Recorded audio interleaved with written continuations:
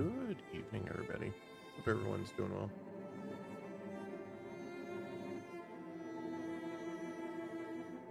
I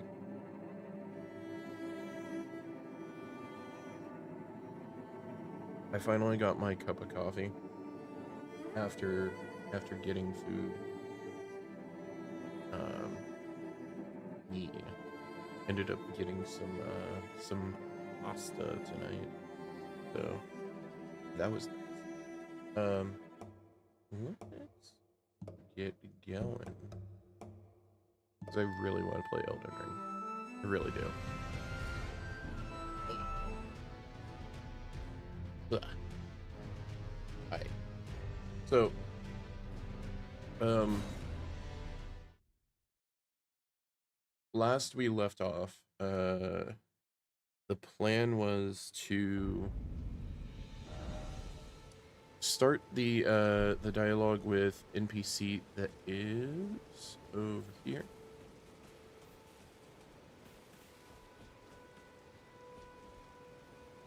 Yep. Going to talk to her. Going to then proceed through any of the stuff here that I've missed, which I think I missed the encampment here. Pretty sure I did. We'll end up fighting the boss that's here. End up grabbing items through here. I don't think there's anything of importance up here, but we'll check.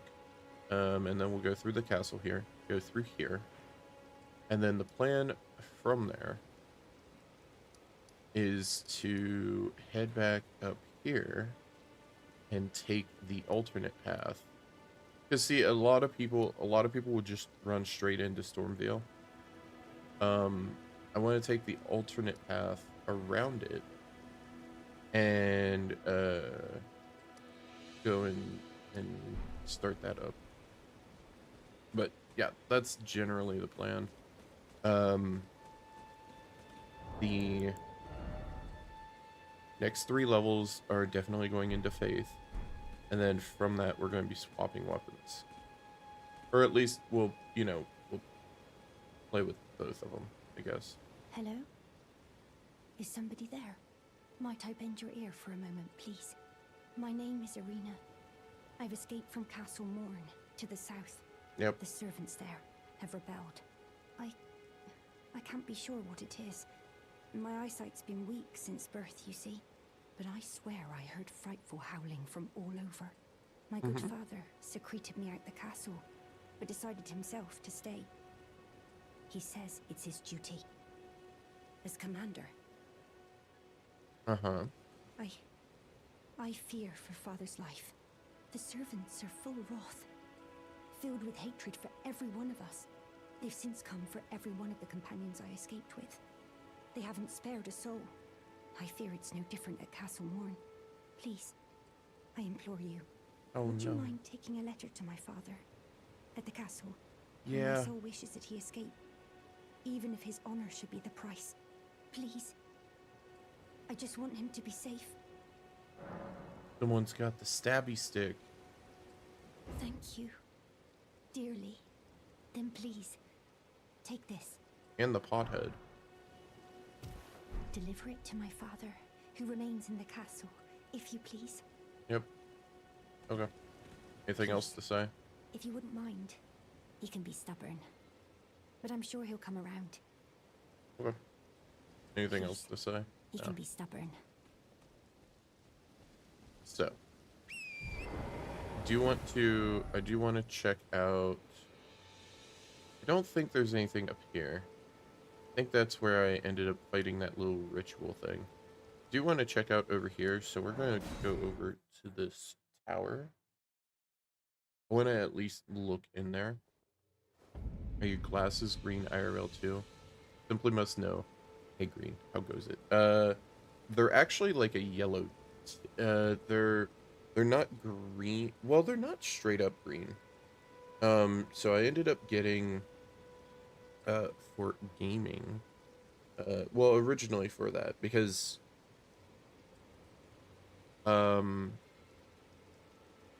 it was causing me eye issues from like looking at the screen and everything. So I ended up getting um some of the glasses that end up blocking out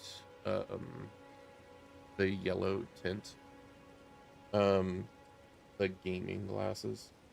Um I ended up getting the gunner glasses like a few years ago.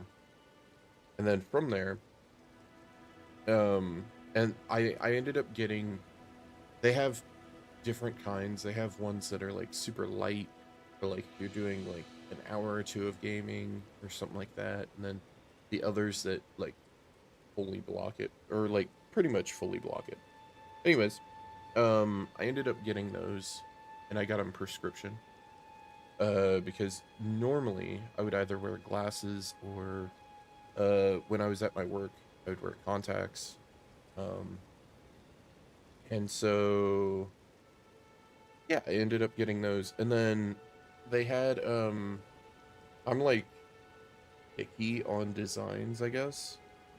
But the only ones that they had that I really liked at the time were these razor ones. So they're like green and black. I don't think they actually do. They actually even have the razor insignia anywhere? No. It literally it just says gunner, and it's just green and black. So that's fine. But yeah. Yeah. Also, hey Bone, how goes it? I hope you're doing well. I used to struggle with that a lot in the past. Solved it by getting a bigger monitor and situating it further back. Yeah, I have. See, I think the problem is that I have multiple monitors, and then on top of that, I do very, very long gaming sessions normally. And it's not like via streaming because it's like way before this. Um, I used to um oh God, I keep doing that. Um, for a very long time, like I would end up playing like something like Final Fantasy 14 or something like that. Like on my days off, I would play like sometimes 12, 14 hours or something like that if I could get away with it. Every once in a while I can get away with it nowadays, but like I years and years ago I definitely could. Like days off, like my work days even, I would go and I would push like between 4 and 6 hours. But yeah, no, like I mean, the whole thing is like that I noticed that it was starting to bother my eyes, and so like I was just like, well, I should kind of be responsible, I guess, a little bit. How do I get up there? Do I get up there via going around here? I don't remember. But yeah. So I mean, hey Baz, how goes it? I don't know anything about that. I feel that. I feel that. Quite a while ago, but I used to tie a sock around my eye like an eye patch and just swap back and forth. That way one could rest while the other gamed. Well, see, here's the other part to it. Um, I for the longest time I've had an astigmatism, and so like I'm supposed to let my eyes rest too, and so like regardless of what I'm doing, yeah, I've got to like pretty much be careful on that end too. What the heck? How am I supposed to? Let's go around this. Let's actually go around this. I don't remember. Do I have to jump up the thing? Wait, what does this say? Dog ahead. Hmm. Okay. You don't wear glasses yet. Kind of lucky, I would say. Kind of. I've had glasses since I was a teenager.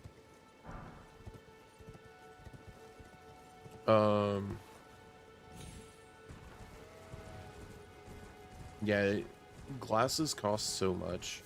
And the thing is, like, here's the thing. Like, most of the time, it's like, oh, hey, you know, you should go and, oh, right, oh, right, these rats.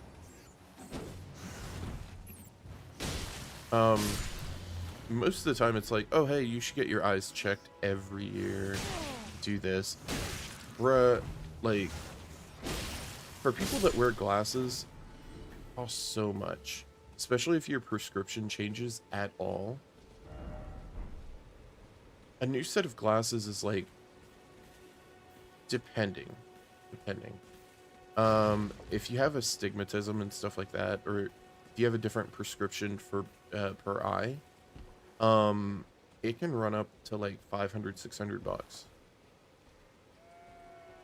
And so I literally I try to go to the eye doctor like every few years. Because I mean, I don't really have any other issues like outside of that. So I end up doing that. Yeah, it costs me a little bit more overall because they're like, oh hey, we gotta like do a full test on you rather than just a checkup, and we, you know, because you haven't been here in X number of months. And I'm like, okay, whatever, I don't care. I'll pay an extra like 40, 50 bucks to not have to go every year. There's a monopoly, yeah, like, not surprised in the slightest. Right, I remember this. I remember this.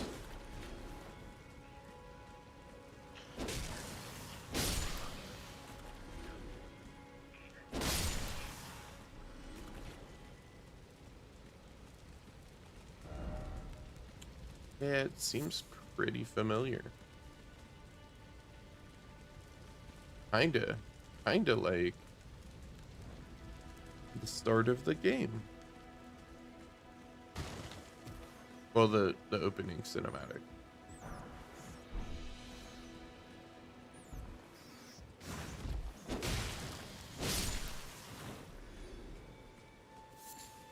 But yeah, no,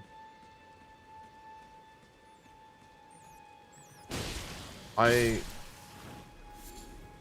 I enjoy glasses. I think I like having glasses more than I do contacts. Contacts were convenient for like work and stuff. Um, just because like I guess it also depends where you work and stuff like that. Because if you end up getting debris on your glasses, it becomes an inconvenience, right? And and in a lot of cases, you know, you have to either wipe them off or something like that. Whoa! Whoa! Whoa! Whoa! Whoa! Whoa! Whoa! Whoa! That's a lot of rats. I didn't realize.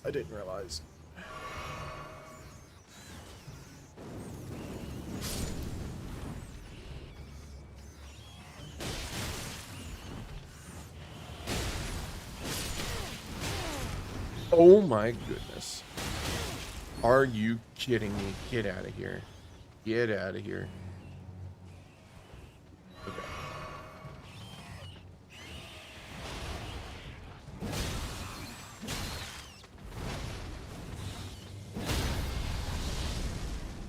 Yeah, no.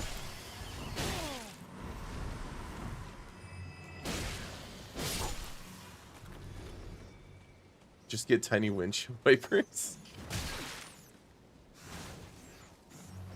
Oh my god. Yeah, if I could, I would. Nah, but it just I would always worry like um not just getting a smudge, but like especially depending upon where you work, like what kind of stuff you could get on your glasses. Whereas opposed to that, you could end up wearing contacts where I mean, you just you know, you're just pushing your finger into your eye every day pretty much. And, you know, that's fun. It's, yes. Um, honestly, it's not that bad. Like, contacts, okay, so when I was a teenager, contacts were god awful. They were the worst thing ever. They would take me an hour to 2 hours to try to put in, and I couldn't do it.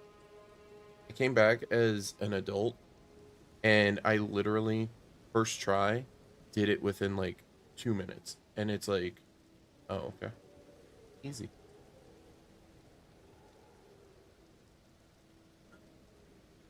Contacts can sometimes roll up. Yes.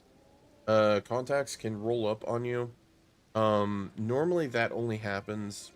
Okay, so there are different kinds of contacts that you can end up getting. Oh, I need to put um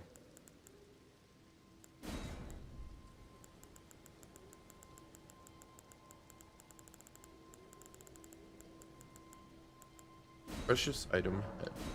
Anyways, um, so they can roll up on you. You have normally daily contacts that you throw out every day. Weekly that you have to wash in a you have a little like eye uh contact case, and you end up washing them every day. And then like every week you have to trade them out for new ones. Um and then you have bi-weekly, and then you have monthly. Yeah, I think there's ones longer than that. There might be like 90-day ones. I don't know. The only ones I've looked into are like 30-day and 14-day. Um, so anyways, so you pretty much you end up having to clean them daily, and you have to use like a specific like a saline, right? Because you're sterilizing them and whatnot, and trying to make them as clean as possible. Um, they can roll up on you if they dry out or if you end up using them too long. Sleeping in them, you can have issues caused. Is this where I was? Yeah. Okay. Um, you can have issues with sleeping in them, but I mean, most of the time when I slept in them, they didn't really have. I didn't really have issues. The only other times I really did are if I slept in them and they were like contacts that were like near the end of their life cycle, and then my eyes would become irritated. The big thing about it is that like you're depriving your eyes of oxygen and you're not letting them breathe during that time. Um, and just properly like clean themselves out, because I mean that's what your eyes do. Um, and so like it doesn't allow that, so it kind of like suctions onto them, and they can become irritated that way. Um, yeah, because I've done stupid stuff when I had contacts. Um, and I learned. And I mean, sometimes there's just nothing you can do about it. Like if you end up going over to a friend's place and you forget your contact cleaner and whatnot, there's really literally nothing you can do. Um, I mean, you could try to go to Walmart, but if it's in BFE and that's like a 25-minute drive, I don't think you're gonna want to drive an hour, like as a to and from, to go and pick up, you know, contact cleaner. So normally, what I would end up doing is I would actually end up, I would have I had a backpack that I would always carry with me. And in there I would have migraine meds because I've always suffered from like migraines and stuff like that. Um I would carry my contact cleaner, or like an extra a spare case and contact cleaner. Um and then I would carry also depending, I would carry like a Magic the Gathering deck or Yu-Gi-Oh deck or something like that. Because I mean, you never know when the time arises when someone's like, "Hey, let's go and play some Magic." Or, "Hey, let's go play some Yu-Gi-Oh." And you're like, "I bet." And then you just, you know, vibe out for a couple hours. Used to carry 2 decks of playing cards in high school. Yeah, I mean like that's it just makes sense to do. And like for me personally, I would for me personally, I would um man, this sucks. It sucks to go down. I would go and play one, I would play like Yu-Gi-Oh and stuff just whenever with like friends and whatnot.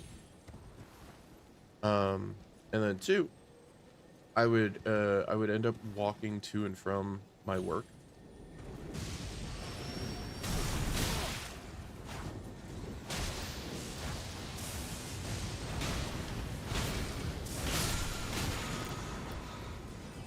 Perfect.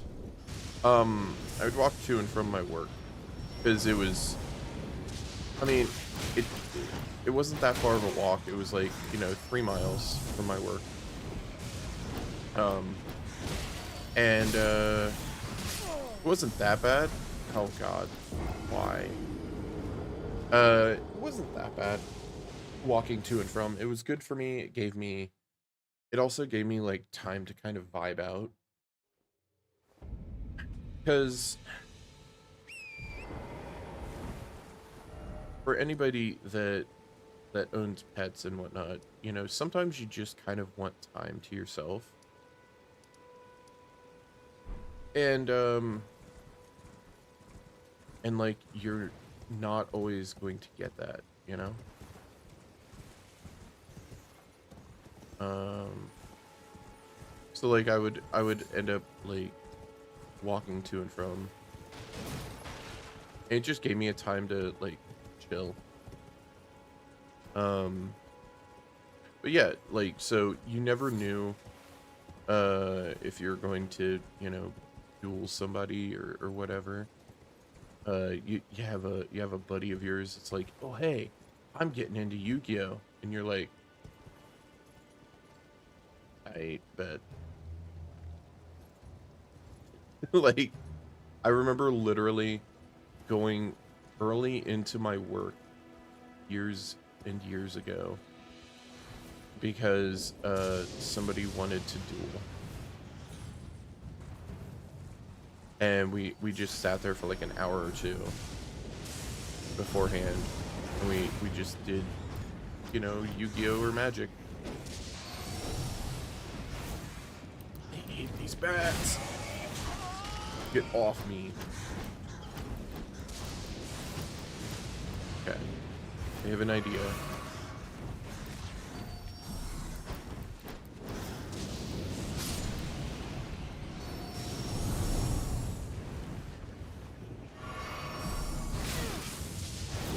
Bro. Hate these bats.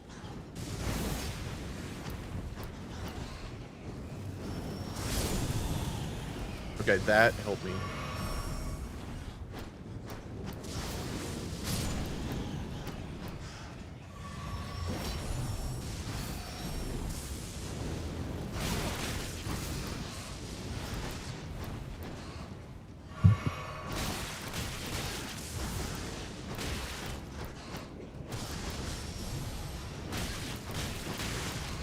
Why? Why am I... Okay. Murder.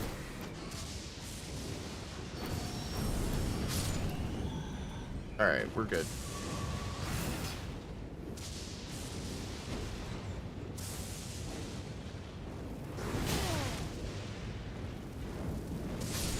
Alright, there we go. They're mostly for magic tricks, hence why there were two. One was more magic. Yeah. Hey, you know what? A good magic trick is always fun to see. Just saying.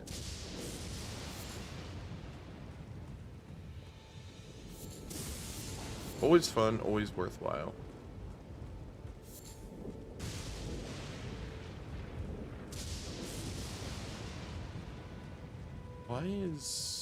What is up with this area being like a stormy area? I once flubbed a trick in front of my whole homeroom class. Oof. I mean, the thing is, they probably were like, well, probably like that. No, they, they probably got a little chuckle out of it or so. Oh, that was you, okay.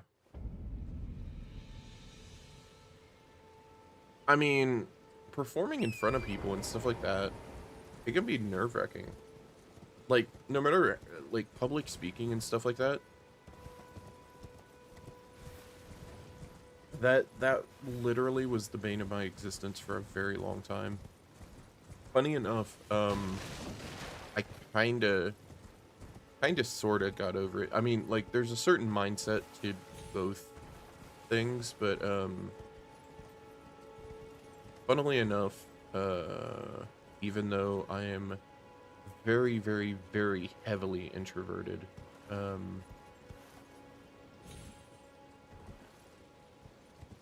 I tend to, like, I've learned to, like, be better at, I'm not perfect at it, but I can articulate my thoughts a little bit better than I used to, and speak publicly better, way better than I used to, at least. And I would hate to say it, but it's probably in thanks to my work previous, because, you know, speaking to like maybe a couple hundred people a day and being forced to, uh, yeah, it kind of makes you like learn to like become better at it, I guess. But then, like, if it was like prepare a speech and like actually do it that way, I'd be nervous as all heck.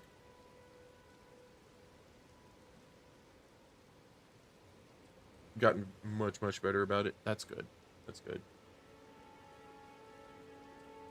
What's your best trick and your hands started shaking? Ugh. That that sounds like me when I okay. I get very nervous when I'm confronting people, and not like confronting people in a confronting people where I know that I'm right, but like they're of a higher authority, I guess, if that makes sense. So like there were times where I did confront my boss about things, and like I was always like super nervous too, because they were doing something that was wrong, either morally or like food safety or something like that. And so like I would call them out on it. And yeah. That always had like you get the adrenaline going and your like whole body starts shaking a little bit. Pretty much everyone's self-conscious at that. Yeah, true. Hey, Risk. I hope you're doing better. I hope your Wi-Fi doesn't keep well, giving you trouble and whatnot. But yeah, I mean, like, telling a teacher, or telling a teacher, or a person of authority in general, um, that they might be wrong at something. Oh, I have to come here at night, don't I?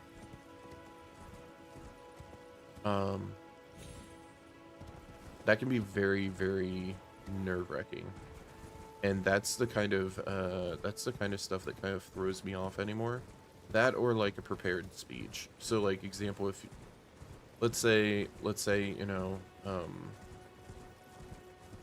let's say you have to go up and you have to do a speech for whatever it might be. Uh, you know, a class, or you know, a wedding, a funeral, whatever. Um, those I would be nervous as all heck. It's one of those, like, you start off really, really nervous and you have the shakes, but like as you get into it, you just kind of let it flow. That's the thing I've kind of learned about stuff of that nature. Then again, I'm kind of oh, why didn't I didn't change it to night. I'm stupid. Streamer brain go burr. Um but I don't know. I mean, like, I think in general I become way better at it. I still get those moments, but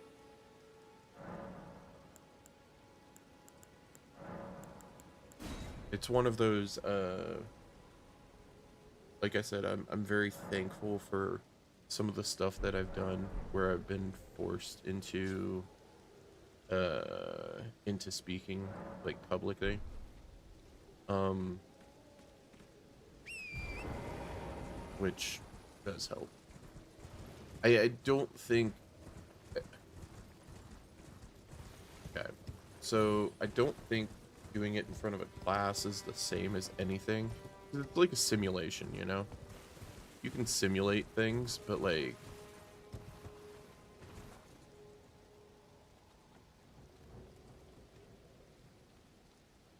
well, he Newman. Um, there's only so much that you can do for that. Okay, where is it? Where's Birdo? Come here, Birdo.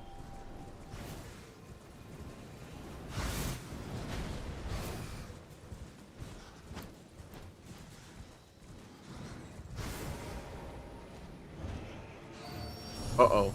Uh-oh. I see Birdo. And I have already other Birdo. Let's go back. Exposure is absolutely the way to improve. Do it more. Yep. Yep. I mean, it's very much like, I'm going to de-aggro these bats. It's very much like with doing stream stuff. When I first started stream, like the first few days, weeks, months, I mean, heck, even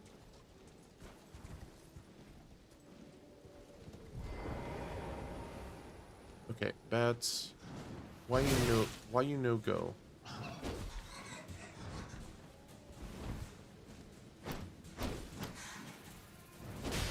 You're literally doing the beak attack from like Monster Hunter.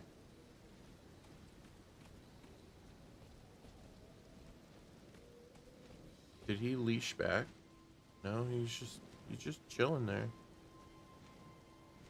I'm gonna just do that. Oh no. Yeah.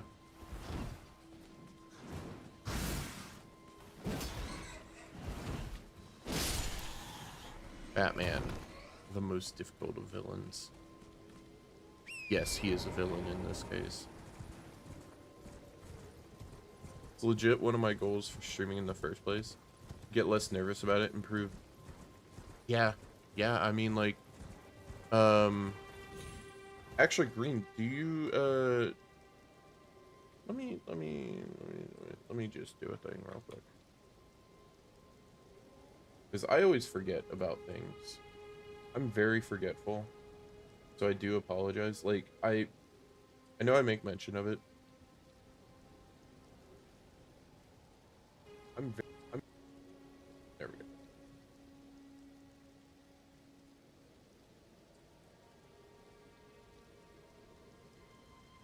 go. Ugh. Yeah, I literally totally forgot to throw you a follow like months ago when I remember we were talking in Discord that one day about like streaming certain games and stuff like that. That was like months ago. I still remember it. But yeah, no, like I definitely feel that because like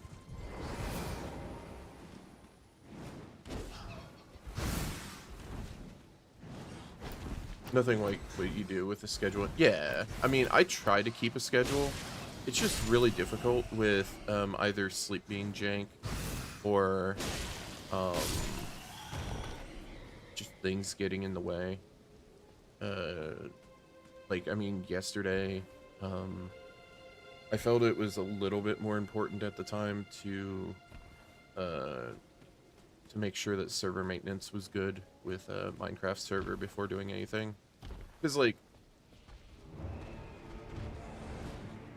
I don't know. I know that not many have played on the server thus far, and that's fine. Um, but I still want to, like, have it in, like, tip-top shape whenever, because I don't want it to be a bad experience. But the camera spun. I think it's because I have to not auto-lock on its head. But yeah. No, I, like, yeah, of course.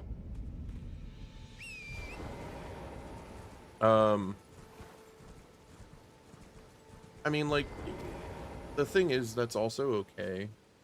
Because, I mean, like I've said multiple times over, I wouldn't stream if I wasn't having fun with it. Or if I didn't, like, if I wasn't sure as to what to stream. If it was like, I'm just gonna stream something, like, that's where I'm kind of more inclined to be like, I probably shouldn't stream that day then. Take, like, an extra day and, you know, maybe work on some stuff or, like, get some other stuff done. But, like, most of the time, like, I have such a backlog right now, it's more like choice paralysis. Because I've got things like Hollow Knight that I definitely want to play at some point. Dragon's Dogma, which I'm going to be playing this weekend, hopefully. So long as I still have to test it to make sure it works. And then on top of that, like, off stream, off stream. I think the ever so close friends that I have that have been just like, not to mention my brother, but everybody that's been mentioning RuneScape, and I'm just like, oh, I guess I'm back in there now. Like, literally been playing, like, I was playing, I couldn't sleep earlier, so I was playing, like, part of the night, or, well, part of the morning. Okay. Okay, I can target the body. Cool. Really appreciate it whenever someone aims to spend some time there. Yeah, I mean, streaming feels surreal. So far out of my usual comfort zone that I almost get the imposter syndrome. Yeah, no, I feel you. I totally feel you on that. Because, like, it's one of those, I'm always, bro, do you mind? It's always one of those where, like, you're kind of like, I'm always taken aback by it, and that's why I always try to, like, express how thankful I am for anything and everything. Is, like, people actually want to spend time and hang out. Like, what? It's just so weird to me because, like, I don't being straight up, I don't necessarily think of myself as a super interesting person. So like that's part of it.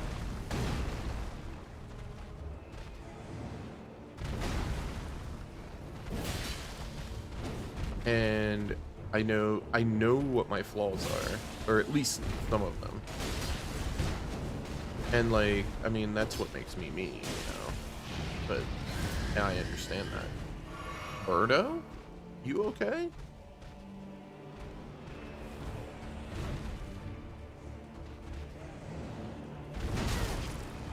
Bruh, that was not fair. That was also not fair.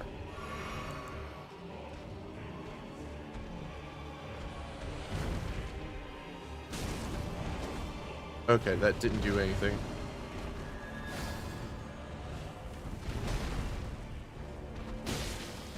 Okay, that did something.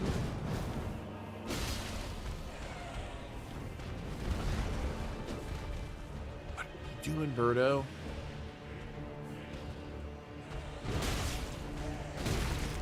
Uh-oh. Oh no. What?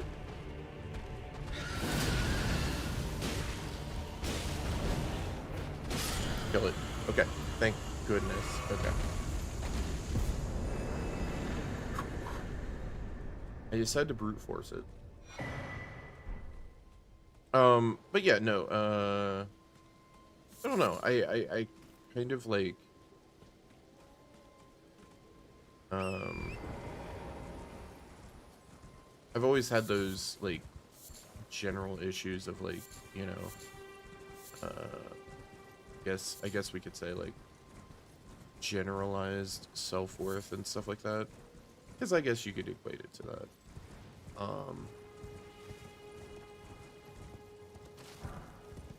And yeah, and like obviously it's not like pity party thing because it's like, you know, just talking about it. But yeah, no, I'm just like, I'm always so like taken aback and like grateful and thankful for anything and everything. I know I might be overly expressive of it, but that's how I be. So, if I remember correctly, there's a wheelchair man, or not wheelchair man. There's a chairman that's on the other side of this. Better than the opposite? True. True. Big true. It's also why, like, it's also why I've, like, tried to, even if it's for, like goofing or whatever, I don't care. You know, try to do something. Like so I've looked more into it, and I think, I'm not 100% certain, but I think, I know I've talked about it for a while, but I might try to do a crowd control stream at some point, like even as just a one-off. Oh, there was a doggy back there. I think that would be kind of fun. Kind of fun, kind of goofy. I don't know with what game. That's the problem. Crowd control is where you can take channel points. Give me that. You can take like channel points, and I guess it converts into you can use channel points to convert into crowd control coins. You use the coins, and it should be like, it would be like on an overlay on the screen and whatnot. But you can like you can mess with me in the game. So like, example, if I'm playing, I think there's one for Dark Souls 1, and it's like, You can take away Estus. You can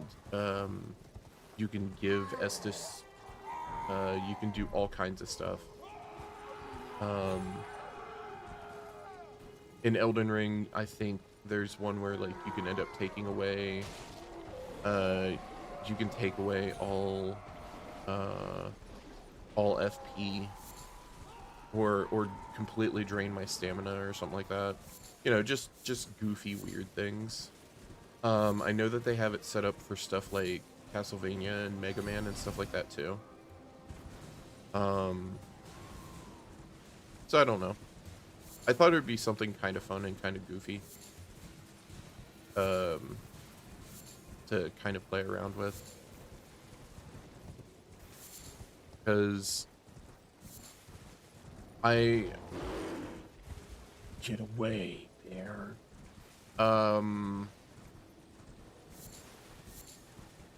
I remember looking into it a while back, and then I just wasn't sure as to what to do with it. Still kind of am that way, but like, uh, especially after seeing, uh, Marsh was streaming, Lethal Company with it, which I don't think I would play Lethal Company all that much. If I did, I don't even have it, but like if I did, probably wouldn't play it that much or anything. But regardless, you're able to like do things in the game, and I kind of like actually got I was able to see what it actually did, which was kind of cool. One of my channel point redeems is swapping mouse hands. Oh my god, that that would literally be the worst. Wait, why am I? Wait. Going toward the castle. What am I doing? Yeah, especially if it's like point and click games. Oh my goodness. That reminds me. Okay, so let me go and get up to the grace point up here. And then I'll throw a link in chat. Um because it's to something that I'm really curious about. All right. So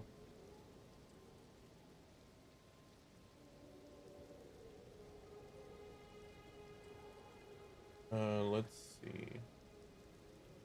Let us see. All right. So as you all know, I play Final Fantasy 14. Um they just announced this whole like collab with Hori, which does like the controllers and all that kind of stuff, right? I don't understand how this actually can be used without like causing like I don't know. I put my hands on the keys, right? And I think about it. And I'm like, okay, I'm gonna be moving my 3/4 fingers because you don't do much with the pinky for the most part. I'm going to be doing that, but then also like moving my thumb at the same time. And like I don't get how I would be because like personally my thumb it like especially for the left thumb it kind of like I can feel it like pop if I go and I try to like move it like that with the other fingers going like that. Like I don't know, it's weird. I could maybe see it a little bit more for right hand, but left hand, there's no way. Probably because I'm right hand dominant. So crowd control sounds neat though. It's like a universal framework instead of a game having explicit Twitch integration. Yeah. Yeah, so like um so on that All right. So, like a list of games um have oh, it's because the enemies are fighting up above. Okay. Um so they have games like Super Mario 64. I assume that's because it's like super popular on Twitch for speedruns and stuff like that. Uh Skyrim, Elden Ring, Red Dead 2. Oh.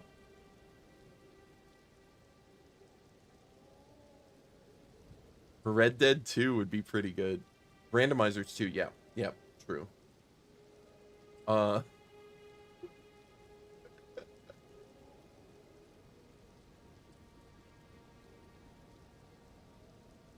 some of the stuff in Red Dead 2 is so bad. Eject player from vehicle. Uh Fill ammo. Force a dismount.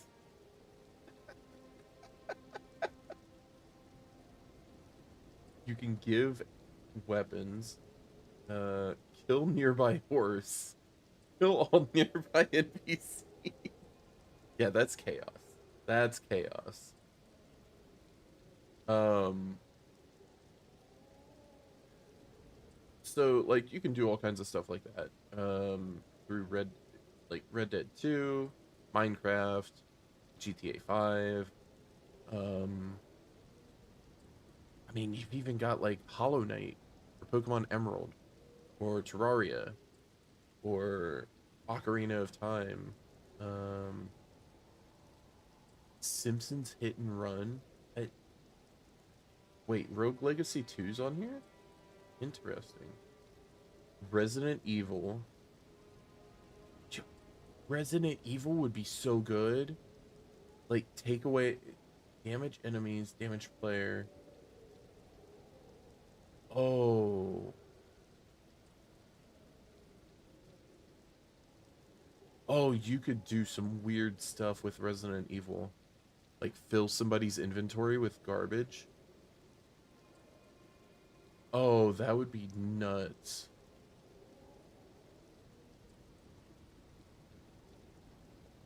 Zen doesn't need any help accidentally dismounting himself and killing everything on screen. True.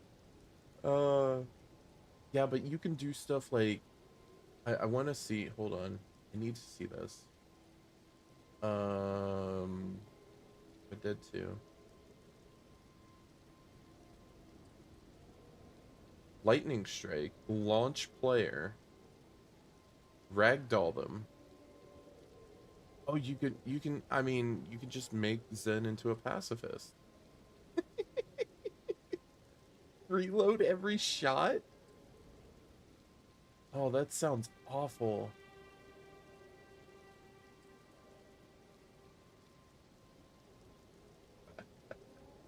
You could teleport to different cities. Oh my god. Even take weapons away. Oh, that's nuts. Anyways, yeah. So like there's all kinds of goofy stuff that you can do. If interested, here, let me go and throw in the let's throw the link in there. Give a gander. Um, because yeah, there's a lot of interesting games in there. It's just like I'm like, hmm, you know, there's there's just so many to choose from, and you're just like, well, choice paralysis, go burr. Like Mega Man 3 would be kind of nutty. What does Mega Man 3 have? You can, oh my god, you can E-tank a boss. Oh, that's terrible. Oh my god, you can rebuild. You can force to go back through a level. That's horrible. I love it. No, but yeah, there's like all kinds of goofy stuff for each game too. And I do think that's actually pretty cool. I think it would make for an interesting time. It's just like I don't know what. I would have to actually look through and like look through each individual one of like games that I have vested interest in or think would be kind of fun with it and see how that goes.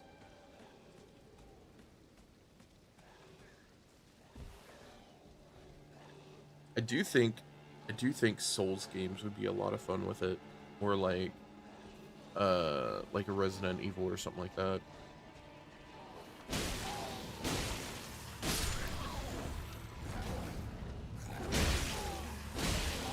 Oh boy. We're gonna. Oh my god. Okay. I'm gonna summon Doggy next time around. And I also, if I remember, there's supposed to be some NPCs up there that are fighting. Yeah, I think those are the ones that died. So.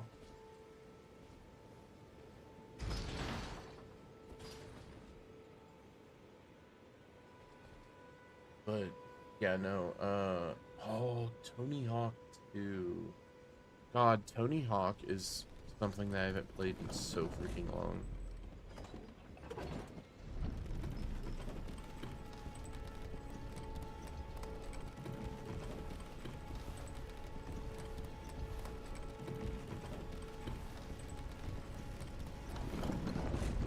Okay.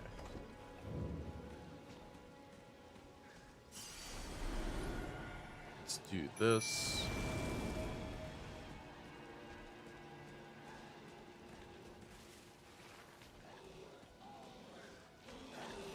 Alright, Doggy Gober. Yeah, no.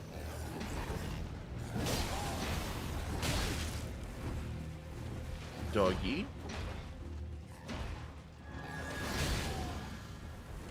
I was hoping that that would hit him. Oh my goodness. Okay.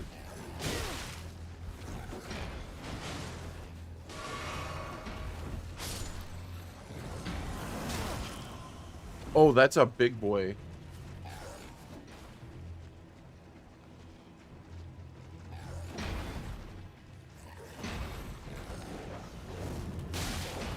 Oh, I had the wrong thing on. We're gonna throw rocks. Bruh. This is nightmare. 100% nightmare. I think I need to take the doggos out first.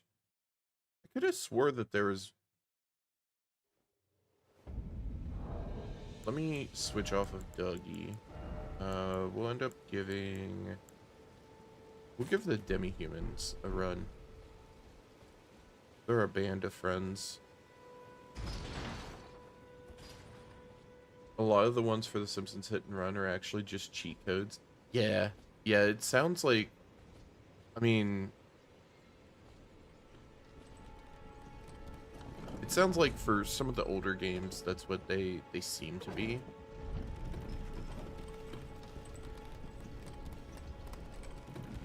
Oh, you just beat him? Nice, Baz. Very nice. That boss is, that boss is something. I thought I was on the demi-human ashes. Man. Yeah, it's the one that's in, Farum Azula, the hidden boss.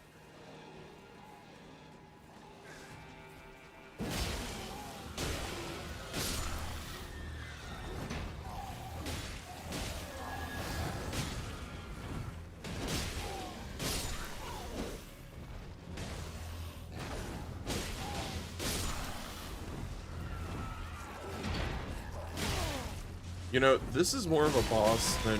Whoa! This is more of a boss than what I fought earlier.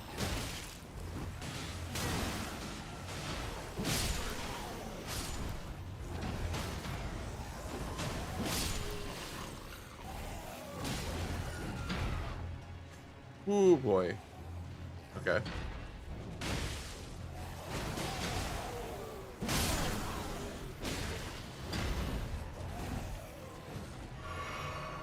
Okay.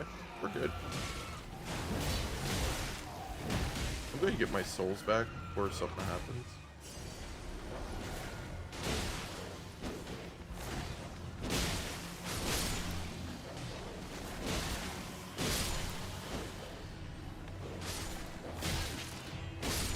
Okay. Oh, no. Okay.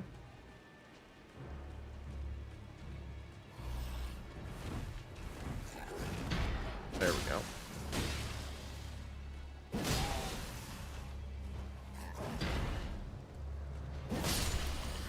Got him. Oh man, there's a pumpkin head that's like right over here too.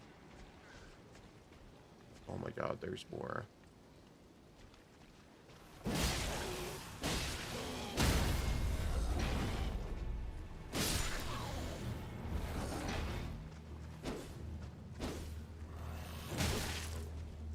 Bruh. Bonk. Literally just ran out of range for like. I mean, that death beam is nuts, though. The attacks it ends up doing in general are just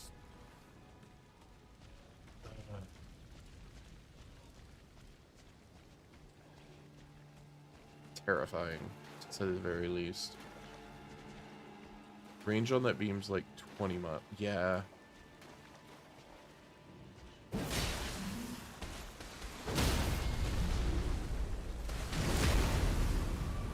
Got him. Or didn't.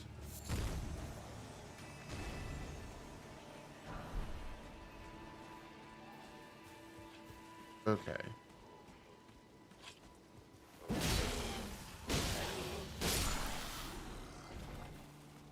I have to remember which way I should go.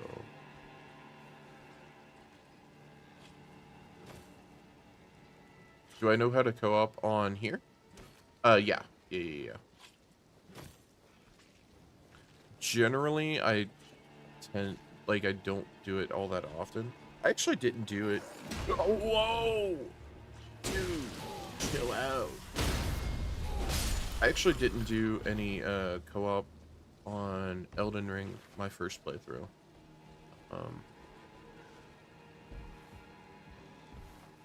But yeah. Man, this area sucks.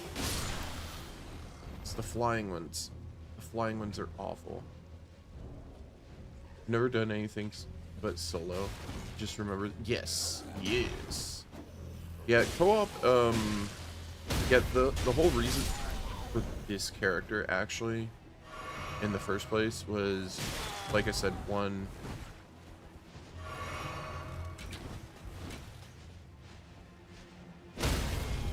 There we go. One was to get prepared for DLC. Two, Groovy is going to be starting Elden Ring soonish, and I wanted to make like a support style character in case it was requested. So I should not jump off here, if I recall. And I could jump off here, or go here. This is a one-way. Or a dead end, I guess.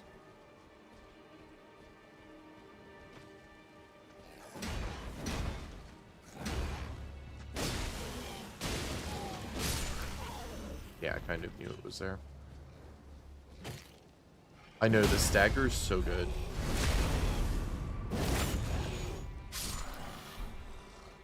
just wait until I end up getting the fist upgrade.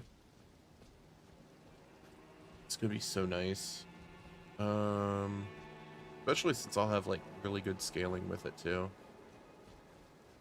I'll probably bounce between the two though. So if I recall, that is where Pumpkinhead is. I think. Jump off here. Because yeah, there's a ladder here, isn't there? Or no, you just jump over to it. Right. But you can only jump over one way. That's where the ladder is.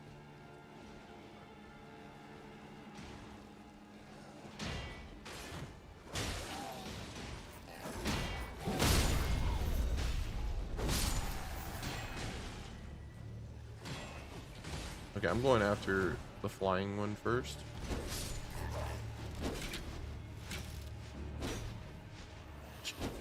Get down here! Oh, no. Bro. Are you kidding me? Alright, we're rolling. No.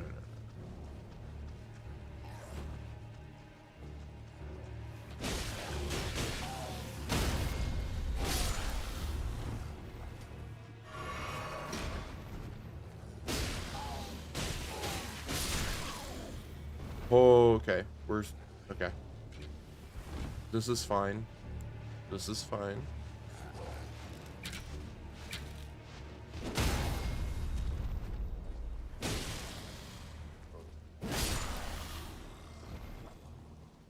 Okay. I was gonna say, worst comes to worst, I end up using the single flask.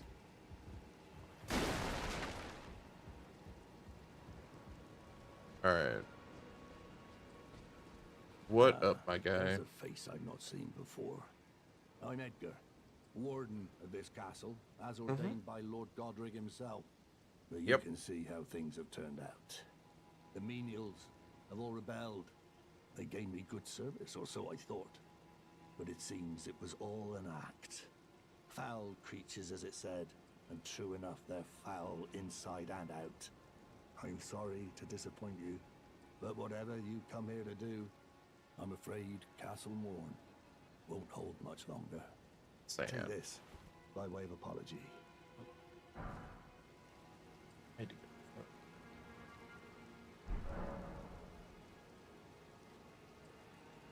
Yeah, I'm giving him the letter. From Arena. Thank you. I'm in your debt, but I can't leave yet.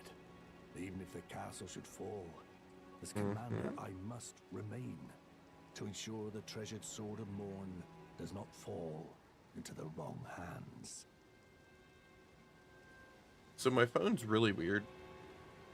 I will get 0 notifications on it until I open it up, and then I get like 14. If you see Arena, do tell her. So I just have to check every so often. Once he's fulfilled his duty. Wait. If you see Arena, do tell her. Her father will come for her. Yeah, so we have to end up killing the boss here. After we kill the boss here, then, you know. What we'll end up doing is we'll get to the grace point. I'll go back, I'll talk to her, just to make sure that there's no additional dialogue, and then we'll go forward.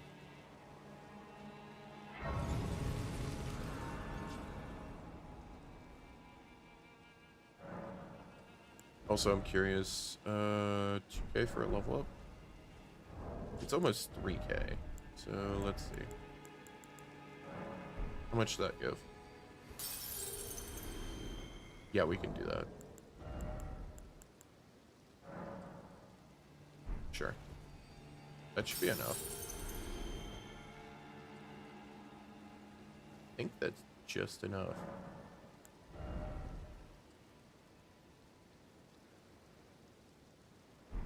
Well, okay.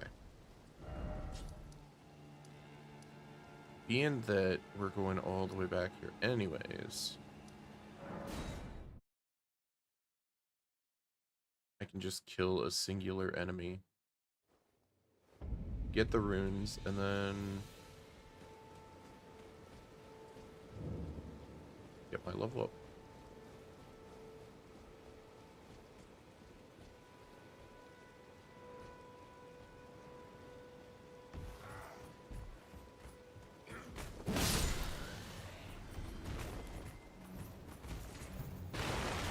I mean, that should be enough, but I'll be safe.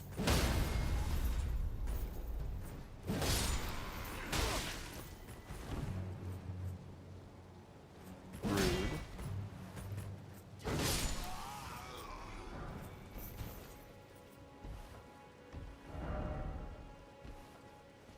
That's more than enough.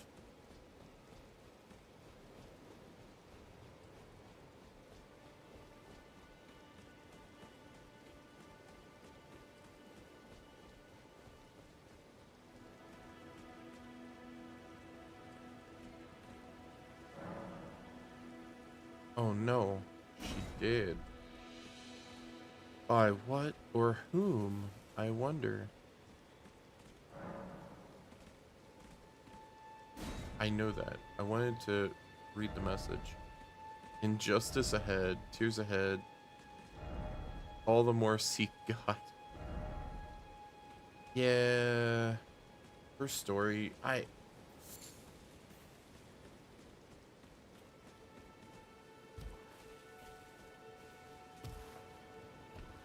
I understand that the whole story is to make the man's angry, because I have to actually go back. If I remember, I have to go back to I have to beat the boss here, then he goes to see her, then he gets angry, and then I go find him in the shack.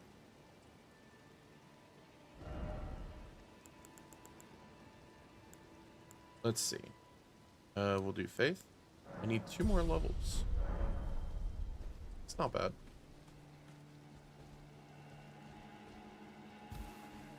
So I will say, when I was going through my original playthrough, I kept forgetting about this button. And so I'd be like, how do I like do this thing? And it's just like, well, just jump. Just jump. It's fine. I remember.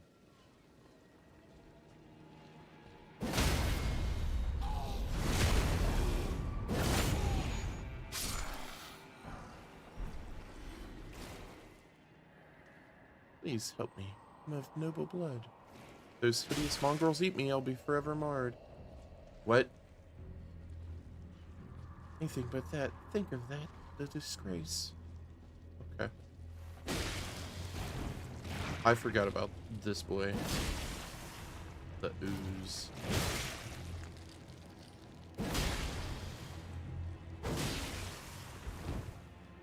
Does he not? He does. Okay. I wasn't sure if he staggered or not.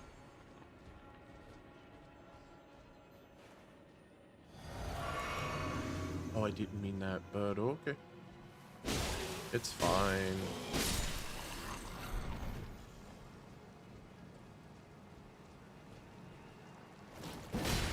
Oh, it's just oozes. I do not care. Do not care at all. Nope.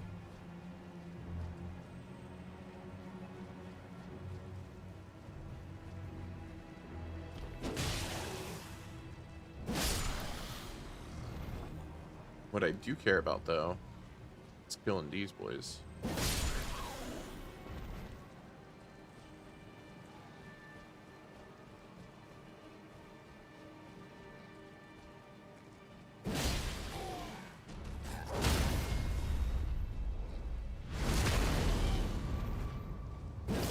This sword's so helpful right now.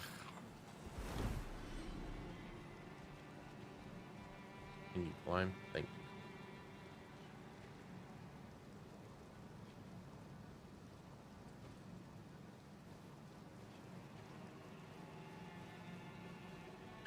you. Okay. So, gimme. Twin blade towels. All right.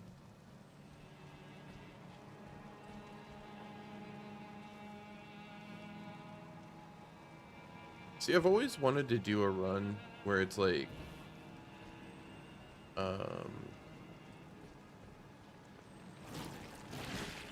specific specific weapon that you maybe find normally like 2/3 of the way through the game or halfway through or whatever. But I don't know. I always get comfortable with a weapon and then I'm just like, okay, I know the ins and outs of this one weapon. So like, why switch?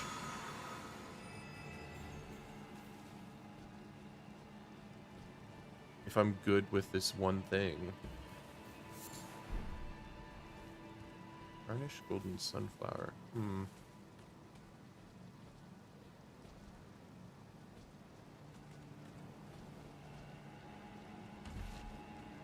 But yeah, I mean, like, if you're good with the one thing, or if you're good with, like, 3 things, why swap? I mean, like, becoming a jack of all trades isn't bad, but I kind of like specialization. The only time I like a little bit more of, like, jack of all trades kind of stuff is like Baldur's Gate. Also, I mean, like, I'm talking about, like, weapon-wise. Like, spells and whatnot, I think are definitely necessary with, I would almost venture to say, any build.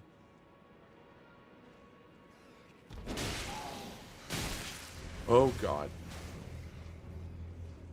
Okay, filter.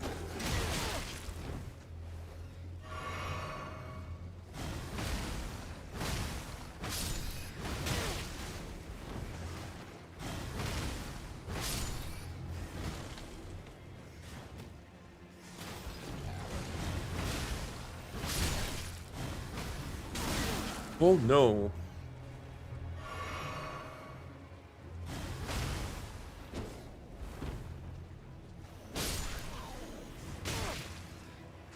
That's fine. That's fine.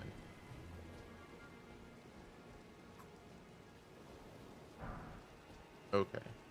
What's in here? Anything worthwhile?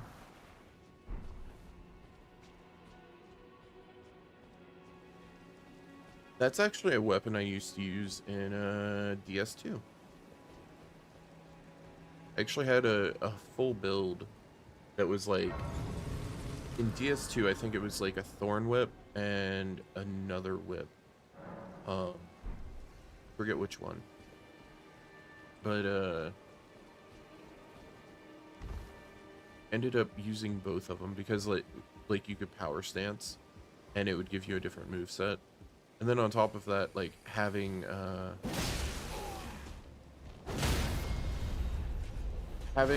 multiple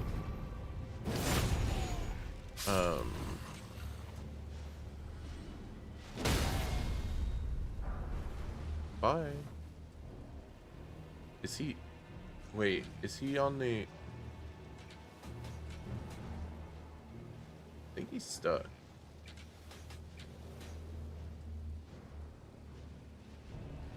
Okay. Having multiple, like,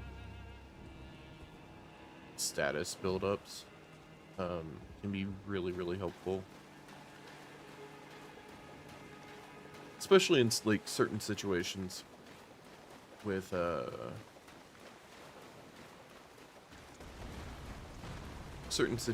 like, ooh, God, I knew that was the crab time.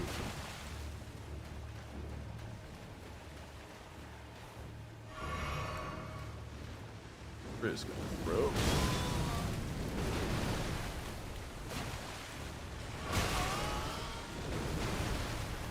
Bro.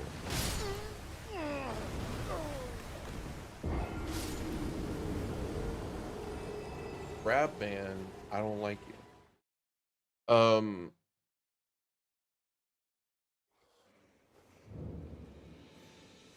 But yeah, I kind of feel like having multiple status builders, like especially for like whips and stuff like that, is really really helpful. Because like if I went 100% bleed here, right?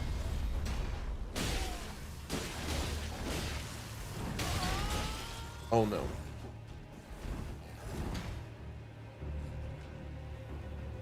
Whoa! No, no, no, no, no. No, no, no, no, no, no.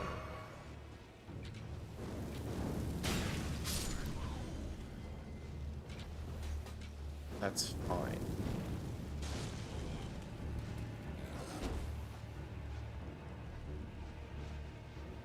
And he's down there.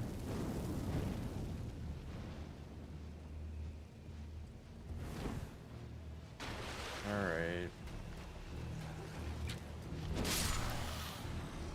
Anyways, yeah, because, okay, the reason behind it is you end up getting your status ailment build, right? So you end up getting bleed build up, right? Once you have that gauge full, you're not doing additional damage with the bleed, you know? And so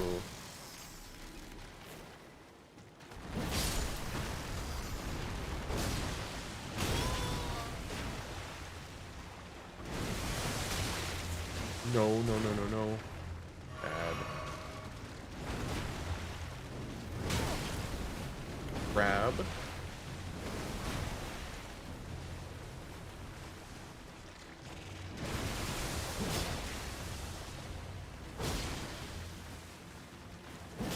Dead. Alright.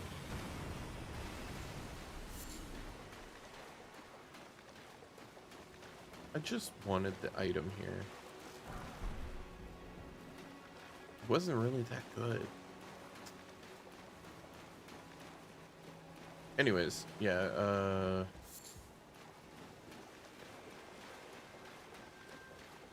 don't know. I mean, uh-oh. Let me go back first.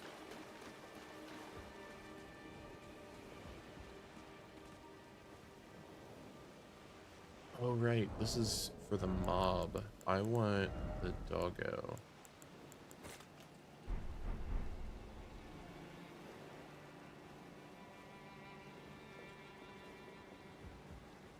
Yeah, what I preferred in Dark Souls 2 when I did the whip build was I did one that was like I think I did one that was bleed and one toxic, or one bleed and one poison or something like that. So then you have two different statuses build up at the same time. And especially if you're doing PvP, if you end up building up both of those, like, yeah, people are not going to be happy.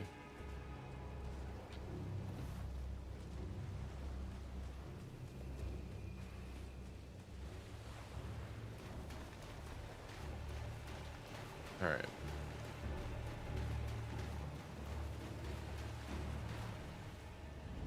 Summon doggo. I fight doggo. Hey Harris, you envy me. Why is that?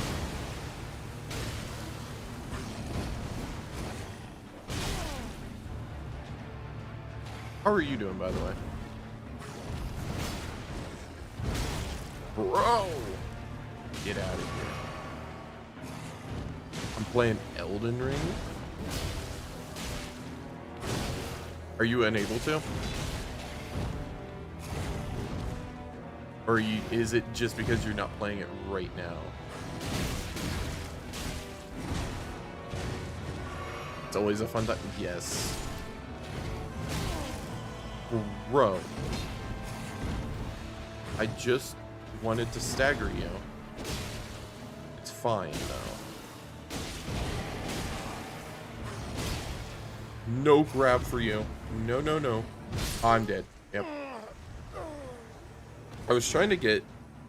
I was trying to see if I could full stagger him.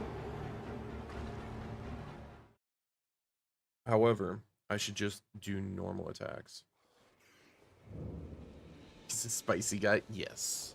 Yes.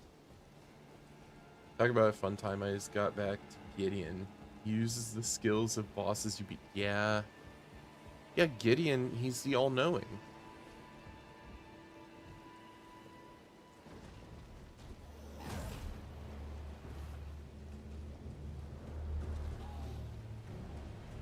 Yeah, well, once I feel like once I end up getting up to, what, 30 faith, I'll be in a better spot. That's annoying. Have I played it before? Yeah. Yeah. I did a full playthrough prior to streaming, and then I've also done a what is Doggo doing? Oh, he was stuck at the door. Oh, okay. I did a full playthrough before, and then I also did a randomizer. The randomizer was super fun. The reason for doing this one is to prepare for DLC. Also, I wanted to do a different build that I'm like accustomed to, I guess.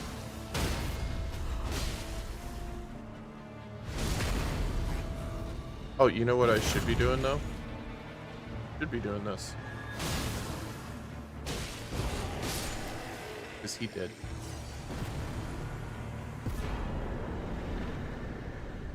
Ooh.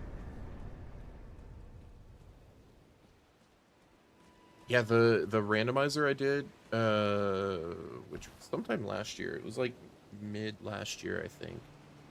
That was a lot of fun. Albeit I did put in like some additional mods with it too. So I put in like the airbending mod. And if you haven't seen that one, that one's nutty. Pretty much certain weapons ended up modifying movesets of certain weapons. And so so with the modifying of the weapons, it was like, I think there was like a staff that became an airbender staff, and so like your special was that you would air hop, and so you could actually just like infinite jump with it, which was really cool, because you know it kind of allowed us to traverse places and be able to skip things if it didn't logically make sense. Like, example, if there was an enemy that was covering the whole arena, because you know some of the arenas are tiny, if it was covering the whole arena, it allowed us to kind of like do something like that. Also,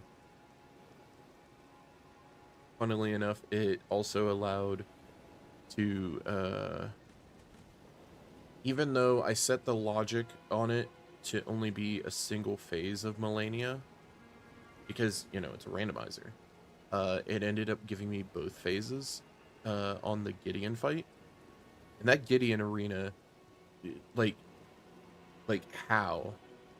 I got through phase 1 and then phase 2 happened, and I got through like a little portion of that, and I was like, nope, nope, nope, nope, nope, nope, nope, nope, nope, this is not supposed to happen anyways. Nope, nope, nope. like like if it was phase 2 or phase 1, it would have been fine, but like it was both, and it even had the phase transition in the arena, and that there was like no way to avoid it. So we were able to avatar away from that, even though I beat phase 1. I'm so mad about that still. Turned it into the horse, but they didn't have time to test it. Seemingly, like, even region locking the horse a bit would have been better. And no one knows before the DLC goes out. It's a bit more different than me. Yeah,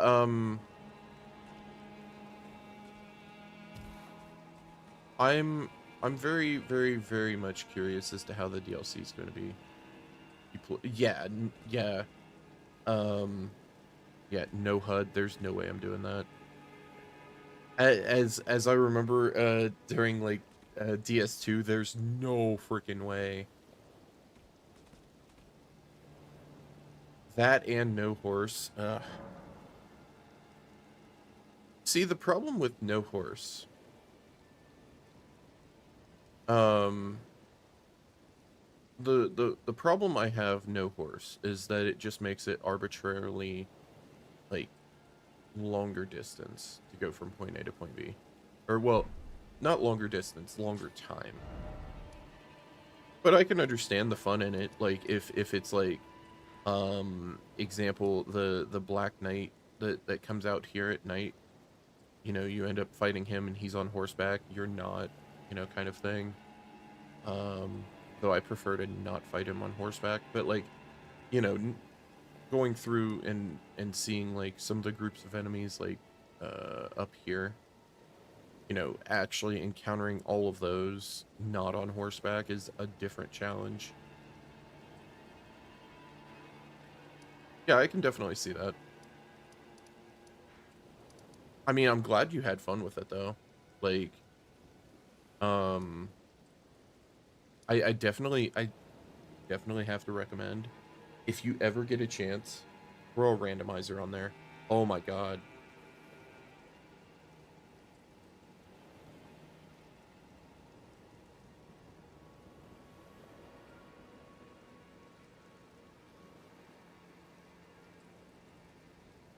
Need to kill Melania. Melania is a nightmare. Melania is a problem. Okay. Melania is a problem because of the life on hit thing. And so, like, alright. So, my original playthrough, I ended up doing it was a Dex intelligence build. And I ended up, this is before, this is, like, I didn't go online and look up builds or anything like that. I ended up stumbling upon the I ended up stumbling upon the crystal tunnel here, right? Just like everybody else. And then ended up going out here and, you know, ended up finding the staff and all that stuff. After I ended up getting the gravitational rocks or whatever it is, I forget what it's called, but it's, you know, you end up conjuring rocks and you throw them at people. It has like a high stagger and all that kind of stuff. I was using that along with the moon veil, and oh my god, it like, I had like literally no trouble for bosses, and then Melania came up, and then she ended up like, even, it was like, even if she hit me with part of waterfowl, she would heal so much that it would just be such a pain. And yeah, that's all I have left. I did a final save, and each time I find something new in a subsequent, I mark them down. Yeah.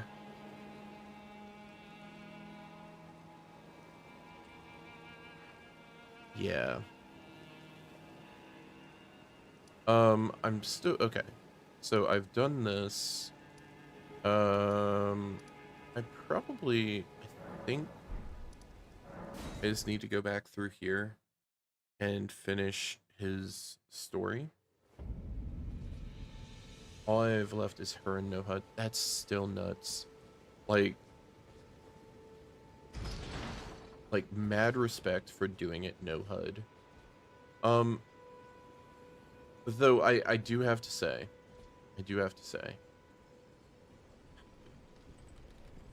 I'm so glad that games like Elden Ring and whatnot have a generally minimalistic HUD. I know that it still has like a lot of clutter if you end up having the health bar and all that stuff on, but it's nothing near some of the stuff that I've seen in certain games. Oh my god. Like speaking of like HUD clutter kind of stuff. I think it was the Suicide Squad game. I also did not get this. Grab it and go. Yep. Get me out of here. Oh! Are you kidding me? I was literally rolling into one and then the other. It's fine. I grabbed the item. That's all that matters. I can go up, get my runes back, go talk to what's his face. Then he goes and finds that his daughter's dead, and then he gets mad. Big mad. Also, the other part to this was like I haven't played outside of the randomizer, but like I haven't played since they did an update.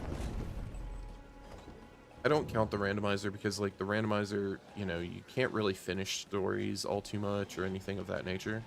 And one of the things I did want to do was I wanted to go through and see any specific lines of dialogue I know I missed in my first playthrough, and then also see any additional dialogue and things that they added. Thank you. Thank you, iframes. Thank you, iframes. That should not have happened. I should have been hit.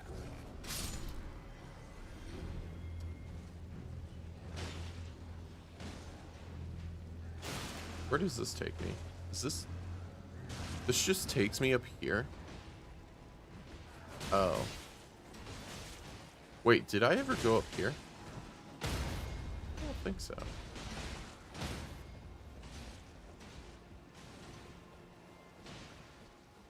Huh. Nope. Never did.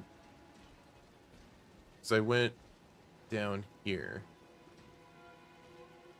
Right. Okay.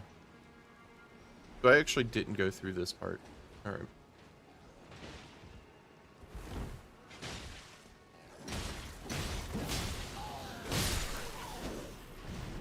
Cool.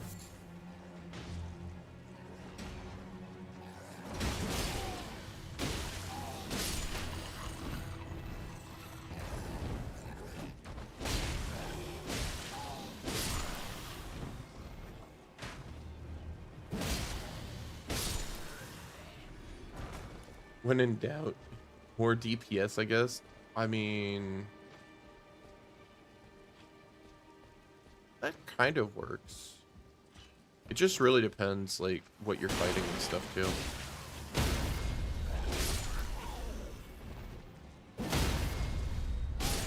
I mean, if you can infinite combo something, I mean, that's always helpful. Wait. Steel wire torch. I'm still confused as to why these aren't like faith or arcane scaling. Alright,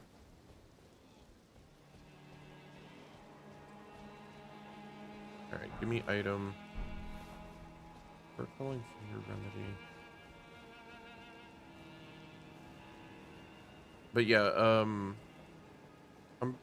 I'm generally pretty jazzed about the DLC coming. I think that'll be a lot of fun. Or I'm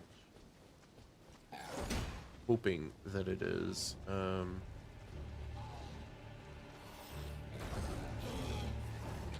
Let's just run through them. Go over here.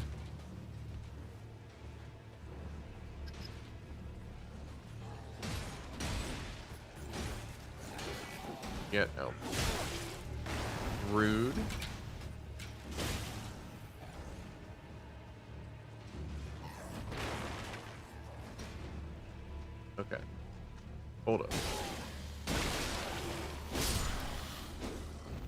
Alright, cool. Oh, I thought that was another person. I'm in your debt for keeping the sword from those foreign creatures. I'm no longer bound by duty. Once I've rescued Irina, He said I will duty. spend my remaining days with her. Thanks to you, I will be reunited with Irina and devote my remaining days to her. Irina has a gentle nature, though. I really hope it remains intact. I don't know Thanks to about you, that, buddy. I devote my remaining. Really fun game, but the main thing is getting the blue tier stone equivalent. It's fine killing bosses and things and exploring on my own. When I decided to do this game after Dark Souls 3, was playing it no HUD. DS3 was such a wonderful game, no HUD. So that location was my single exemption. I mean, that's fair. That's totally fair. So why the blue tier stone specifically? I'm glad you had fun with DS3 in that like manner. I can definitely see it being a different that should be fine. Yeah. Okay. I never grabbed this. Oh, it's because I didn't go up here for the okay. Because I didn't do that.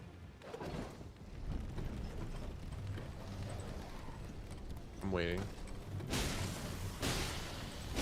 There we go. Makes you glow it under 25%. Oh, that makes sense because then you at least have a visual notification on like when to heal. That makes sense. That makes a lot of sense.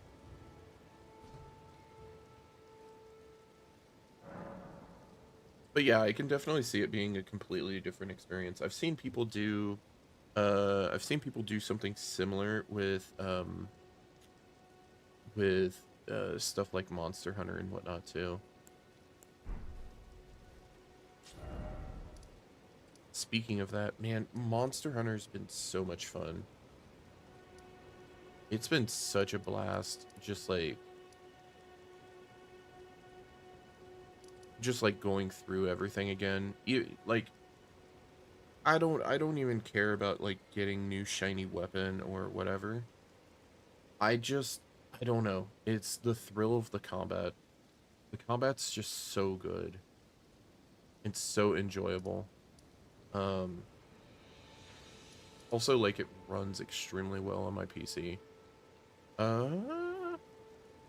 Okay, so we're going to go... Oh, yeah, we have to finish the story.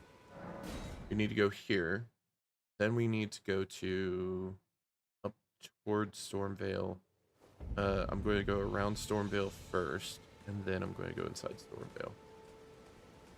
Just spec hit point early. They give you the gear, the full sets, no HUD, can be amazing. Yeah. Yeah, I mean, I don't know. Like, I can definitely see the appeal. Big sad. Rena, how could this be? My daughter deserved better. The fault lies with me. I chose duty over my daughter's safety. And that is how fate has answered. Okay. I'll find them. The foul wretches responsible for this. I'll hunt them down and exterminate every last one of them. Rest assured, Irina, it will be done. Yep. I'll find them. The foul. I'll hunt them down. Okay. Rest assured. Cool.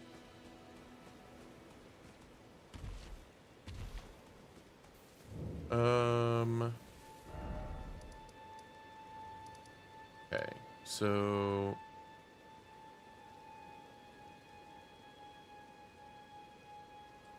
there's a couple things I can do. First, how close am I to a level? Ballpark about 5K. Okay. I don't think I have 5K in That's 2K, and that is 4K. So I do have enough. Or, well, that's 2400.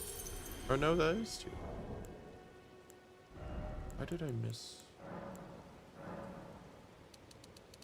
I'll do 12. Oh wait.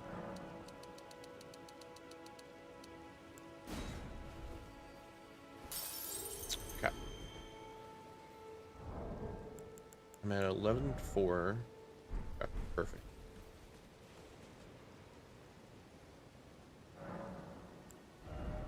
Because I would like to slap on the new weapons.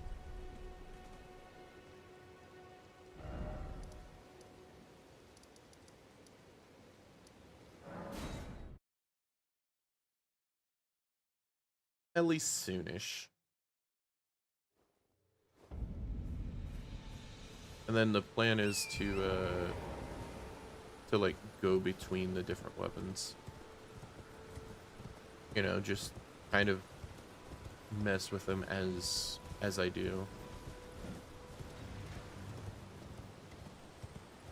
So instead of going here,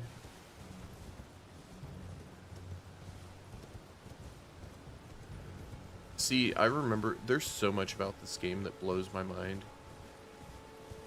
Because I didn't even know about, like, going over here and actually having an alternate path. Also, I think they added some of these, You, please, I can read them. some of these people. Your I forget what they're called. fingers, please, your fingers. The finger readers? Bless you.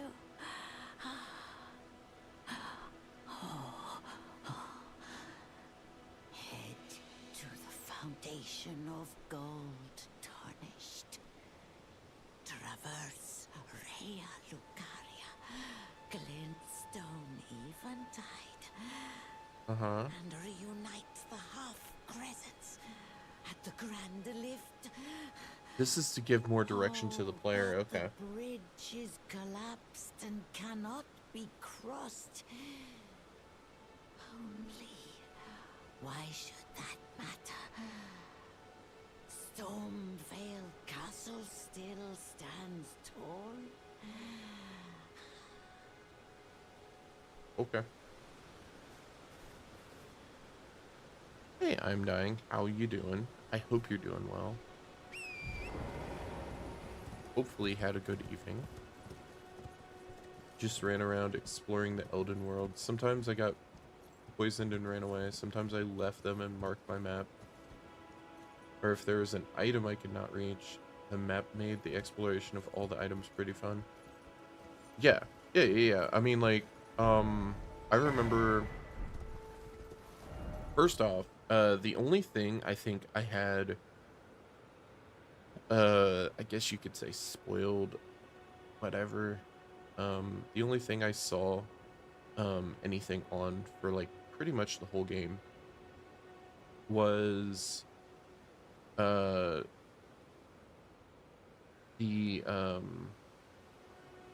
one, how to, it wasn't even what the boss was, but how to get to, uh, uh, uh, whatever its name is, that as is called, King Ghidorah, um, whatever, where is it? Lasuti Sax or whatever? I don't know. Whatever it is. It's the three-headed dragon. That I because I just didn't know that it was actually there, and I had already beaten the game. So I went back and I fought it.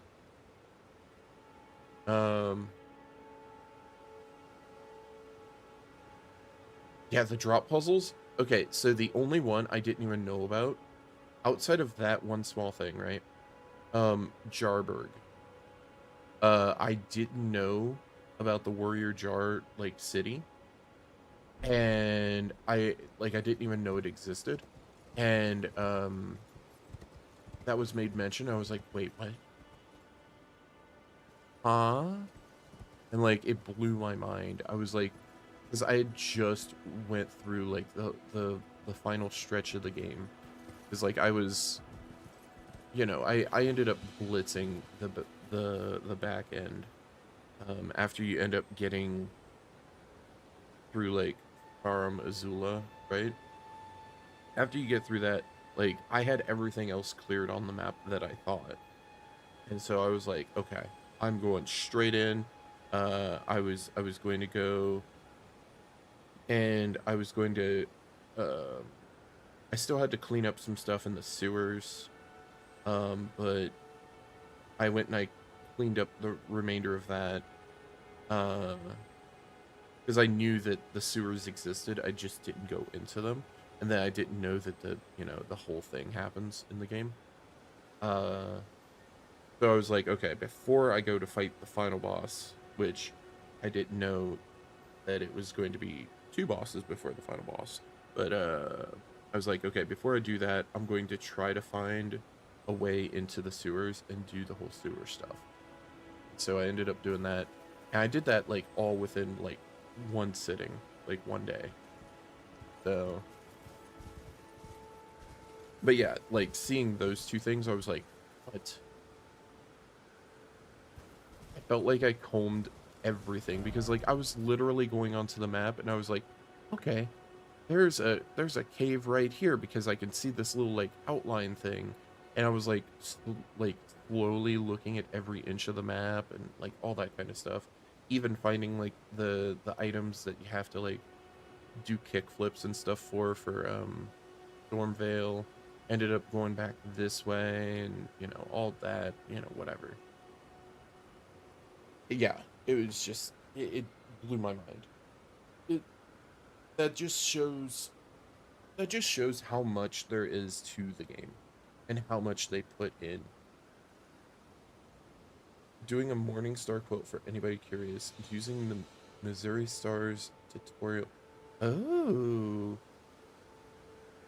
sorting some fabric to try making a quilt top just for funsies. Don't plan on finishing it all the way anytime soon. Well, at least have it ready to go for the event that want to give to quilt. Ooh. I mean, that's always nice. I saw the picture of the quilt that you were working on, that you still needed to border. It looks so freaking comfy. It's so pretty. It's so good.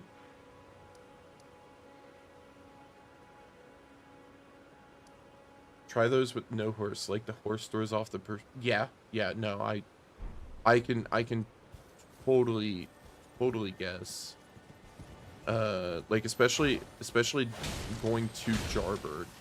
How would you get to? You would have to have Featherfall, wouldn't you? You would have to have Featherfall. Yeah. No horse, no HUD. Yeah. It you're pretty much trust falling at that point.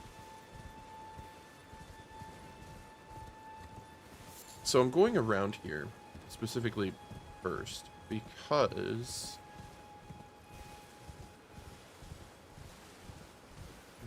I never did that in my first playthrough. Also, I do need to go back to Round Table.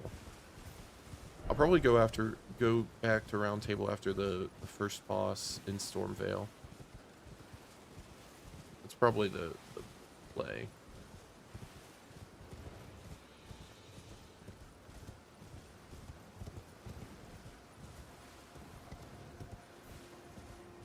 Yeah, the reason I've avoided Stormveil is because it changes, it advances a lot of NPC stuff. So I figured it was probably best to go and do some other stuff first before doing that. So use Featherfall. Yeah. Yeah, like doing those puzzles, they become completely different without the horse. Because the horse, you at least have the double jump, you have the ability to, like, correct, or in my case, overcorrect, and end up killing yourself that way. No. There is...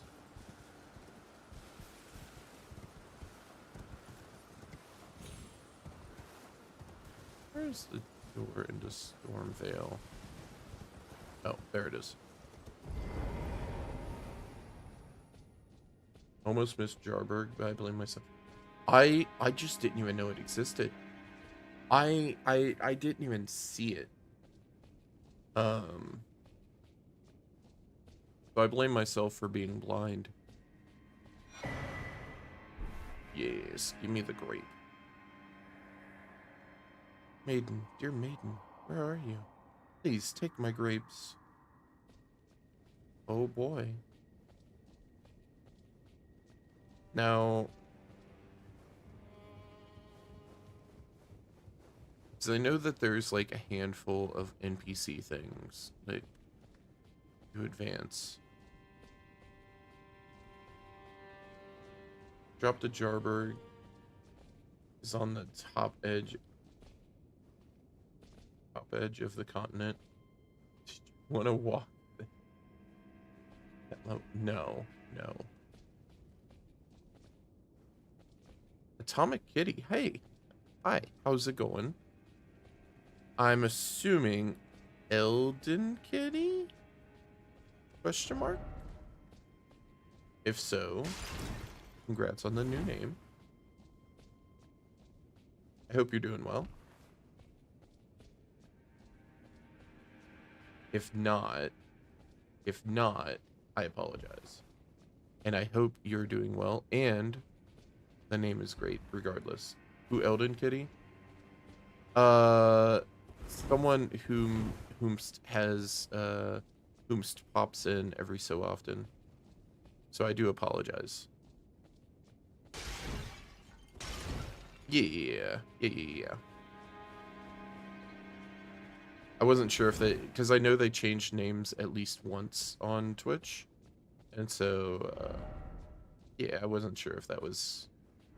I apologize. How are you doing this evening, by the way, though?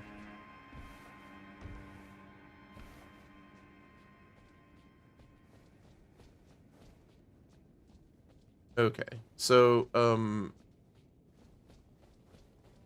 one of the things, the reason I have to go back to Roundtable after first boss is I can advance some NPC dialogue and should cause Kenneth to be here at the end of this. So yeah.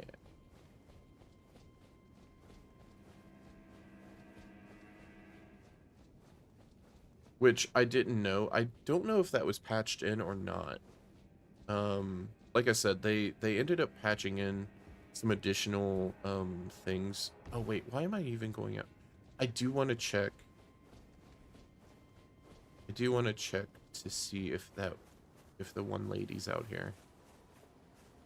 Most of the NPC stuff times out. I think there was a trigger here, but it's a fickle trigger and sometimes just as terrible. Is it the... There she is. There she is. Hello? Is someone there? I definitely My name wanted is this. Hayata, and I'm journeying in search of the distant light. If I might be so bold as to ask, would you donate any Shabriri grapes in your possession to me? My eyesight has been weak since birth, you see. I can't tell which way I'm supposed to go next, but when I eat one of those grapes, I can feel a distant light in the back of my eyes. It will lead me to my true duty as a finger maiden. How many times have you beat the game? You personally 20. You beaten it 20? Nice. Now, when going through that, were you... did you end up going with different builds? Did you end up going through on the same character, different characters? I've beaten it twice previously. Um, the first playthrough was a slow play, much like I'm doing here. But it was Dex Intelligence. The second playthrough was a randomizer, in which I don't remember. I think I went Strength. I think I went Strength and then just whatever, because I had a weapon that I was pretty happy with starting, if I recall, and had that carry me for like through the whole thing. Because like it randomized everything, like starting classes and everything were all randomized gear wise. So like even if you had something where you're like, ooh, I want to start with this stat line, you might start with god awful gear that you can still wield, but like it might not be good for what you want to go for maybe. So, yeah. Different playthroughs. Nice. Now were they like slow plays or like um I know like for some of them because I mean I even messed with it. The whole like speed running stuff with like being able to wrong warp, because I always find stuff like wrong warping and stuff to be very interesting, and at least to try it out, you know. I don't ever I don't really intend to ever like use it through a normal playthrough, but like if I don't speedrun, but like if I were to do like randomizers or something like that, being able to wrong warp really helps with certain things, especially if there's like no way to actually progress something or something breaks, you know.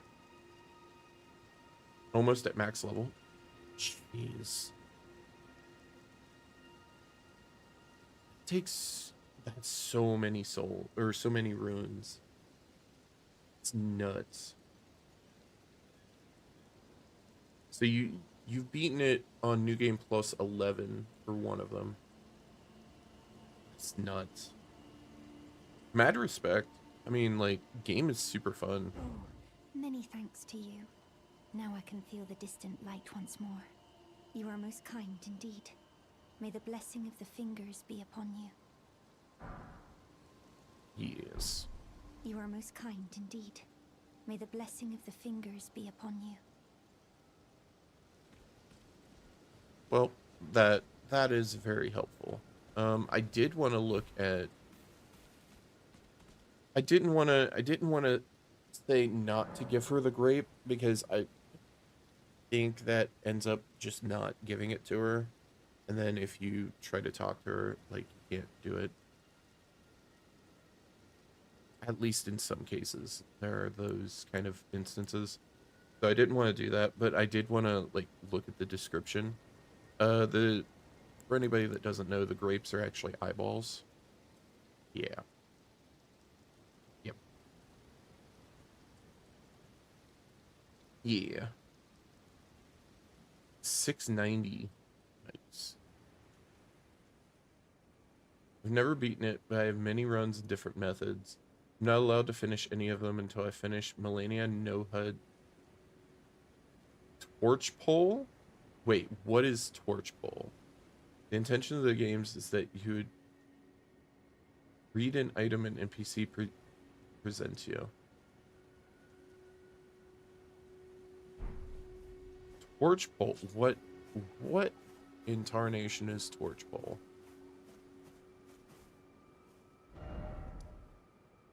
That is nutty. Pole with a torch on it. It's a beautiful. Oh.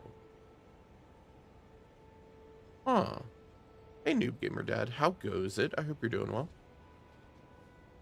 Uh, yeah, I didn't even know that Torch Pole existed. Like,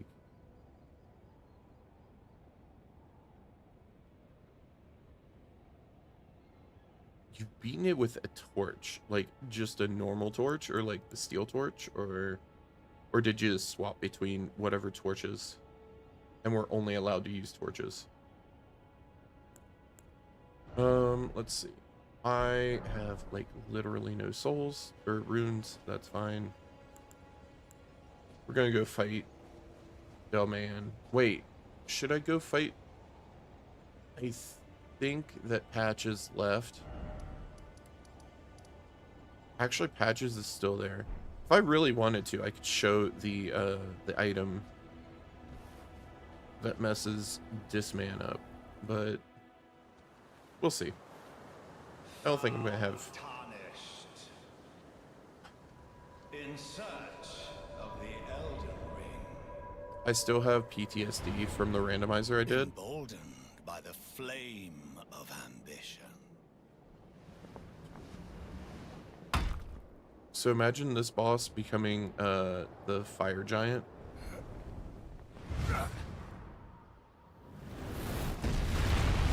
And you literally can't avoid attacks. like there's just no way to avoid attacks. Someone must extinguish thy flame. I mean, I guess you could roll through them, but like, well, through some of them. But yeah. I'm gonna just bring out Dougie. It was a nightmare run, to say the very least. Yep, I remember that attack. I also think I had a boss jump off the ledge here.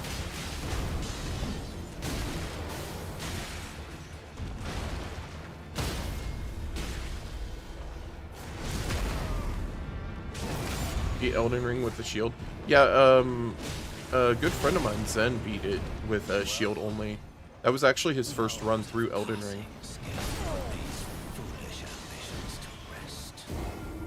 Yeah, he ended up using he ended up going in and like literally first thing. No round table.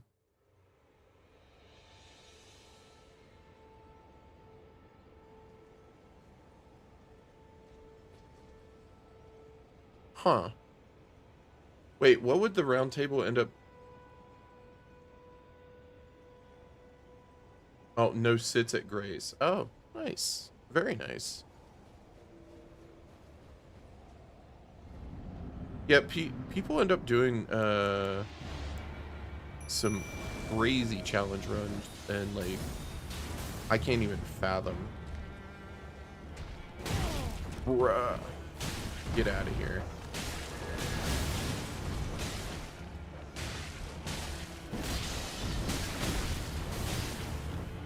Nope.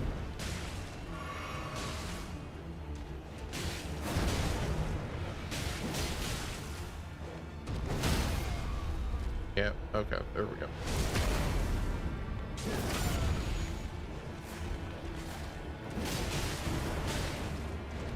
Well, This is fine. thou art of passing skill. Warrior blood must truly run in thy veins. Tarnished. I screwed that up. That's fine. That's not fine.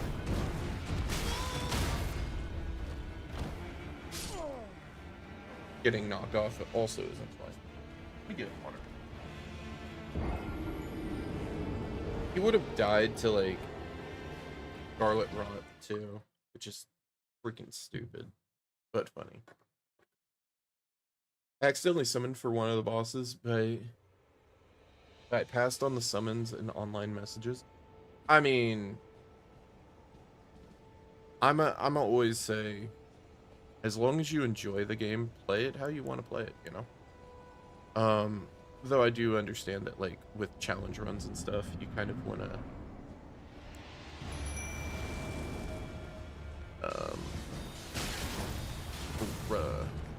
you are not Naruto.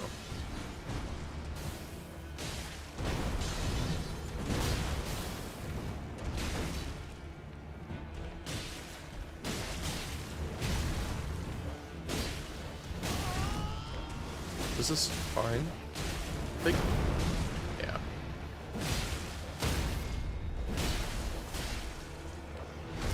This is fine.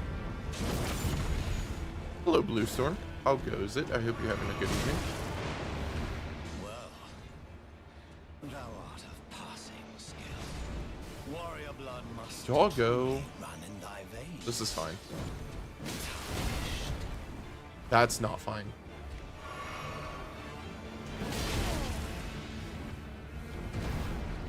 And okay.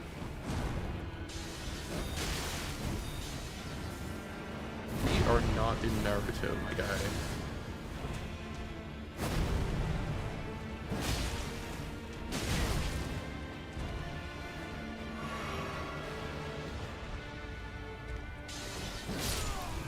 Okay. Cool. I'm doing pretty well.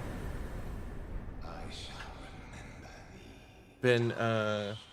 Been enjoying With thy meager flame. been enjoying just the different run. Of the night, the hands of the fell omen shall brook thee no quarter.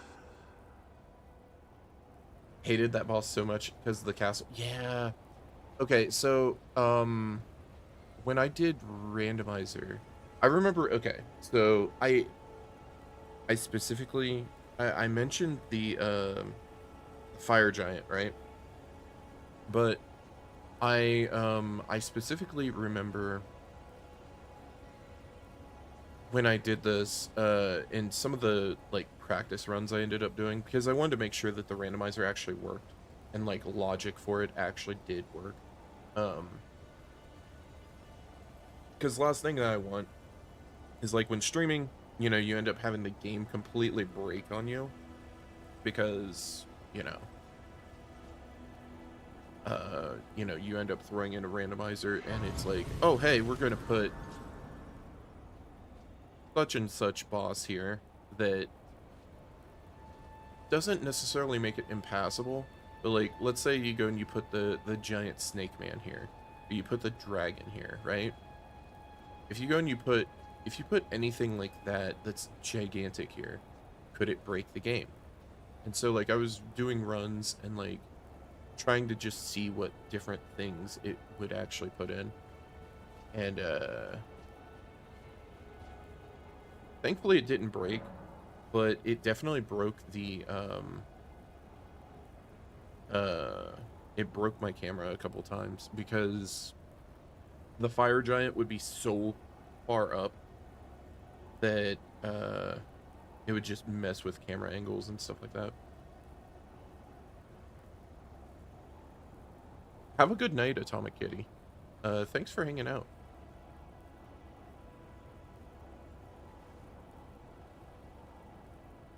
Who runs no hit points? What? And yeah, I mean, like, yeah, definitely. Yeah, talking about different ways to play the game and different playthroughs, I think is wonderful. I was watching a buddy of mine who ended up doing because like he was doing it blind. Like he had played Dark Souls a few times, and he was like, all right, let me go and like challenge myself to it a little bit more. And so instead of like doing a randomizer, because I prefer doing like randomizers because like then it's more of like you don't know what's coming, so you kind of got to think on your feet a little bit differently. And it's not necessarily not exactly like just get good, but it's like I don't know, it's just a different way of thinking for me. Plus it's a fresher and different experience in total. Because like as an example with like Dark Souls 1, I played it so much that, you know, I have a general idea as to like where I want to go for certain items and stuff like that. And if I end up having that, it can become really boring for me, I guess. So I always like to challenge myself with like different things, and I think a randomizer's like perfect for it. Plus, like Pokemon randomizers are like so much fun. Anyways, he was wanting to do, um, he was wanting to do a Soul Level 1 run, and like he spent a long time working on it, and it took so freaking long to like just get accustomed to Button everything, down you the know? hatches. We've been raided. And like so I have so much respect for all of that kind of stuff. Also, welcome Kai. Thank you for the raid. How are you doing this evening?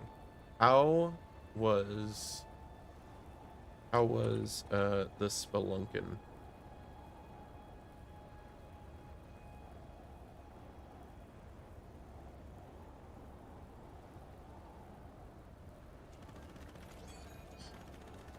I'm surprised you'd have to dig, Rubon. Being so hot, I would assume it would just melt. What? What? All right, we're doing another one there. That was that was extremely short, and I'm very confused. We're doing another. Would you guys work at Taco Bell just to give Zen a free soda?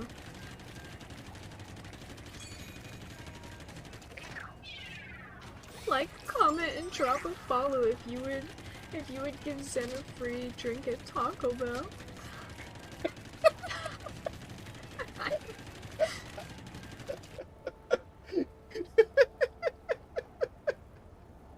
It's so good. Welcome everybody. I hope everybody's doing well and having a good evening. We just beat Market. I'm pretty happy about that. Like, comment, and subscribe to give Zen a free Taco Bell soda. Yeah. Perfect. Though, everybody should go follow Kai. Because, yes, I said so. Yes, 100%.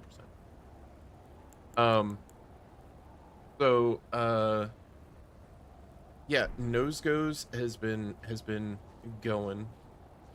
I do want to go back to Roundtable to progress story.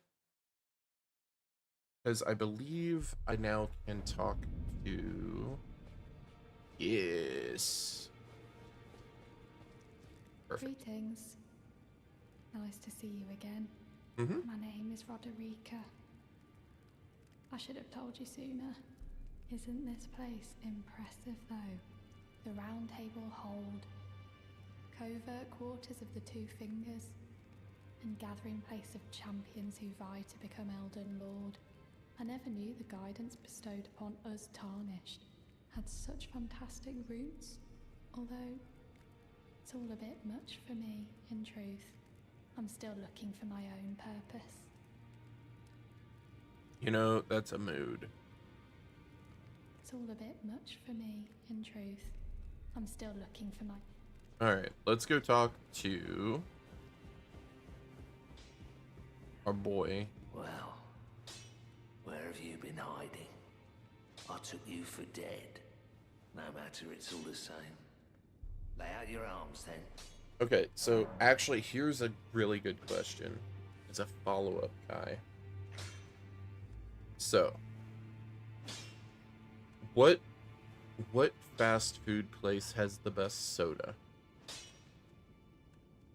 Is it like McDonald's, right? Or is it like, because this is actually a tough question right here, because I mean, obviously we all have different quality of like fast food places, but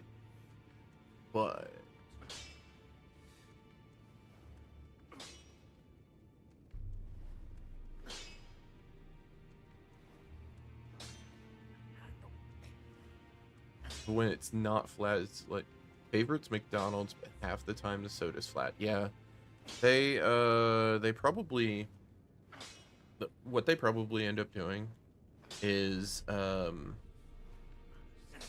if I were to guess, if it's the same McDonald's every time, uh, so in the back they end up having tanks. They're big CO2 tanks, and it's supposed to, you know, add to the soda. It's probably like busted, and they fix it, and then like a couple weeks later, like they fix it, and I use air quotes on that because a lot of places hire maintenance men that, at least from my experience, uh, the maintenance man likes to kind of like just vibe, take his time. The maintenance man we had when I was at Wendy's, he would spend 6 hours, and I kid you not, 6 hours drinking coffee, chilling out, and then looking at something, and then fix it. And I use air quotes. He would fix it rather than actually replace the thing that needs to be replaced. He would fix it for cheaper in the short term, but in the long term it would cost way more because of labor and parts and everything, if that makes sense. Yeah, it really depends what kind of maintenance man they have, but they probably don't have a great one. Yeah, the maintenance man I had for the longest time, he would drink a whole pot of coffee and like go and do something, and like it would be something simple like rewiring something, and doing electric work isn't that difficult. It's dangerous if you're not careful about it, but it's not that difficult. Dude one time ended up almost like having his fingers ripped off because he decided to work on a machine while it was still plugged in. Yeah, that kind of stupid. So yeah, it really is. Like, not all maintenance men are like that, because there's some maintenance men that I've worked with that like have come in, that like came in, and they were great. They would like get stuff done, and they would just like be in, out, leave, and they would get stuff done in like a half hour, an hour, or whatever. But this dude would take so freaking long and just milk the clock. But he was also part owner of the whole franchise, so that kind of makes sense. The level ones are part of the difficulty path. I don't know if I would like randomizers, because I know it would just end up me going the same direct route each time, being a literal grave robber of graveyards in Elden Ring. Never watched those. I assume that's how they work. Item randomizers for like Elden Ring specifically. Okay, so very much like if you've played or you've watched Link to the Past randomizers, Link to the Past randomizers, Ocarina of Time randomizers, all that kind of stuff. All of those kind of randomizers, in your head, you normally have a good idea as to places to go, which graveyards are really good because of the pool of items. It depends how the randomizer's set up, because some can have a progressive setup. So like, as an example, I ended up doing full chaos, so like I could find like end game materials at the beginning of the game if I was lucky. If not, I might have to wait until all the way at the end to even get like mid-game materials. And I'm running around with like a +3 weapon throughout the whole game or something like that. So it's kind of hit or miss in that regard. And then yeah, I mean, like there's a lot of different logic options you can put in, so you can customize it to how you feel.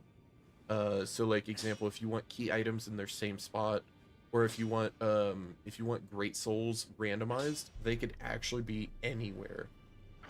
You can have that. If I remember correctly, the great souls randomized, you can actually have there's a there was a thing that they actually put in specifically so people didn't get too lost, and you could actually pay to have a general location marked on the map as to where the item might be. But it costs like a lot of soul or a lot of runes. Souls don't move category? I don't know. I would have to open up the whole thing again, but it's like when you do open it up, it's like a whole program page, and it just has like a list of stuff. Like you could make, as a randomizer, you could actually make where enemies are randomized but items are not. You can make bosses spawn instead of normal enemies, or bosses only spawn instead of normal enemies. You can set the percentage rates on them too. So let's say that you wanted bosses to spawn, but you wanted them to spawn maybe once in a blue moon.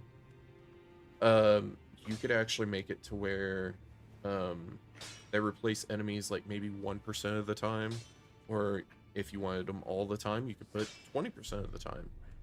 And then on top of that, you could also put do they actually have their hit point pools lowered to go with like where they spawn in, as well as their souls, the runes they drop, are they nerfed? There's like so many different options. I definitely feel like it's something to at least look into. Now, with doing it, you do have to like keep yourself in Steam offline mode so you don't connect to the Souls server, because if you connect to like the Elden Ring server, it can get you banned from the server, because I mean you're using, you know, modified settings pretty much, which I mean rightfully so, but like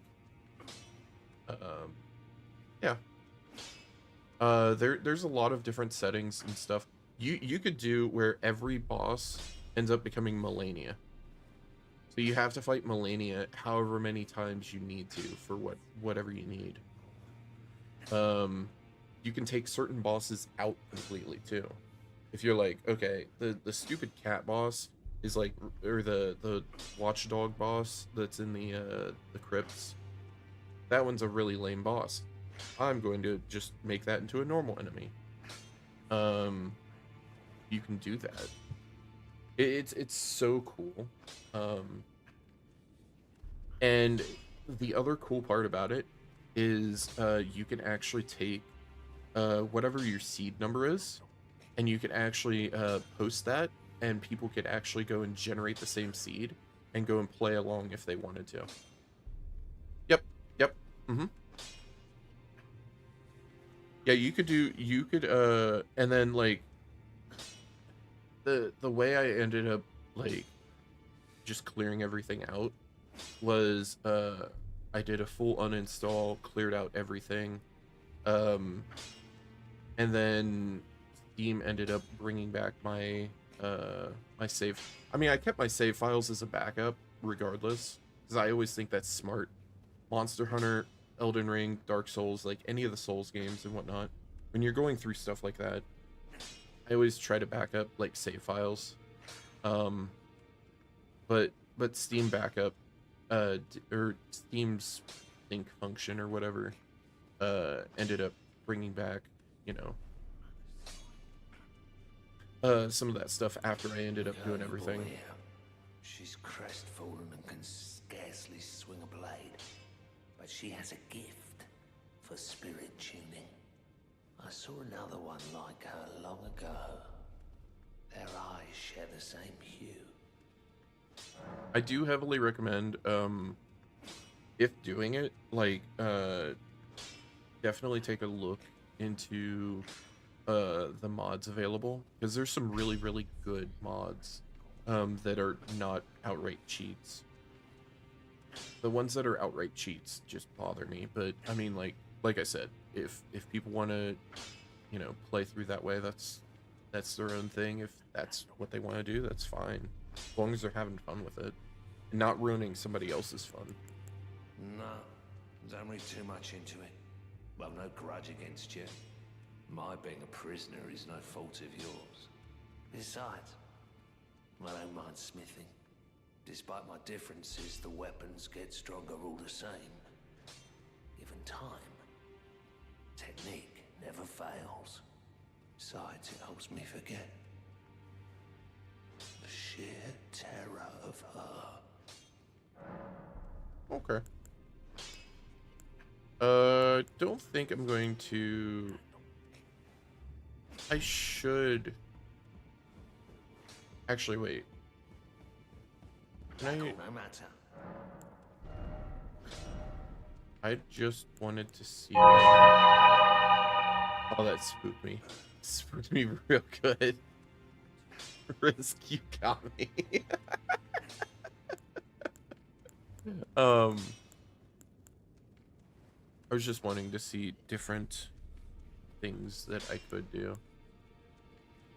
Oh. Okay.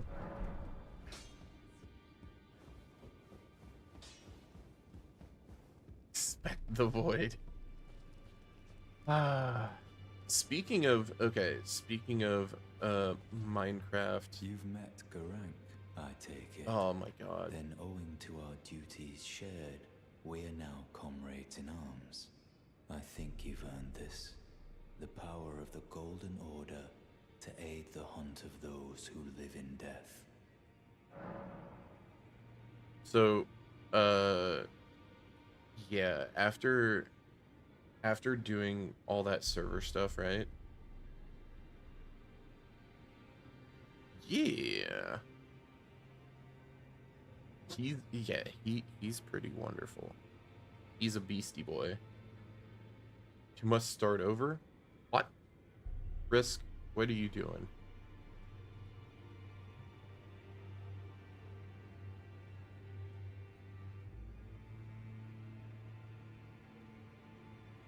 That is a long neck right there.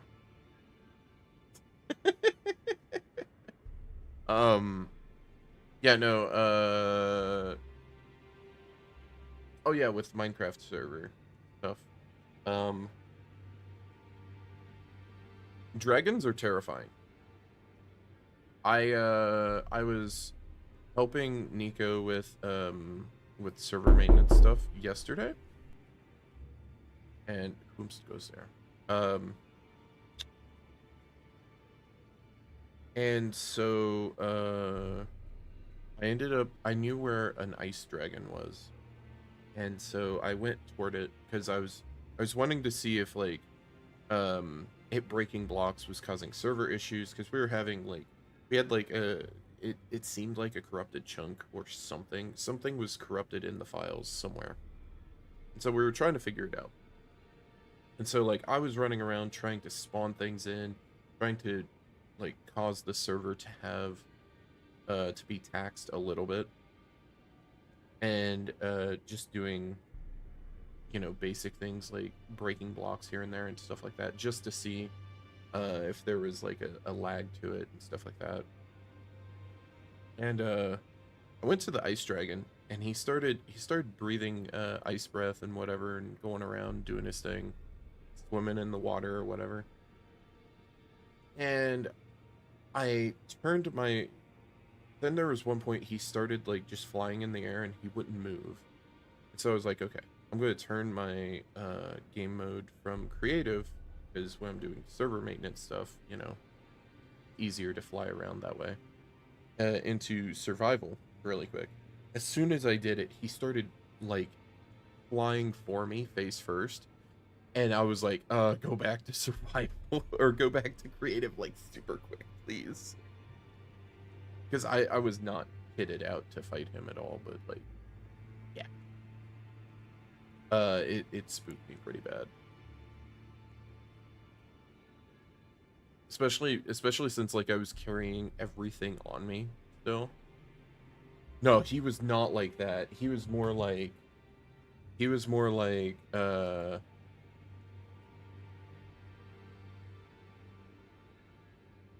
this with the eyes, and then like super angry roar face. Like, yeah, ready to eat. I serve the Golden Order. It was but I might put this pretty crooked good. land to rights, following only the guidance of the Great Elden Ring. Those who live in death fall outside the principles of the Golden Order. Their mere existence sullies the guidance of gold, tainting its truth. And so it is the vermin must be exterminated, down to the very last.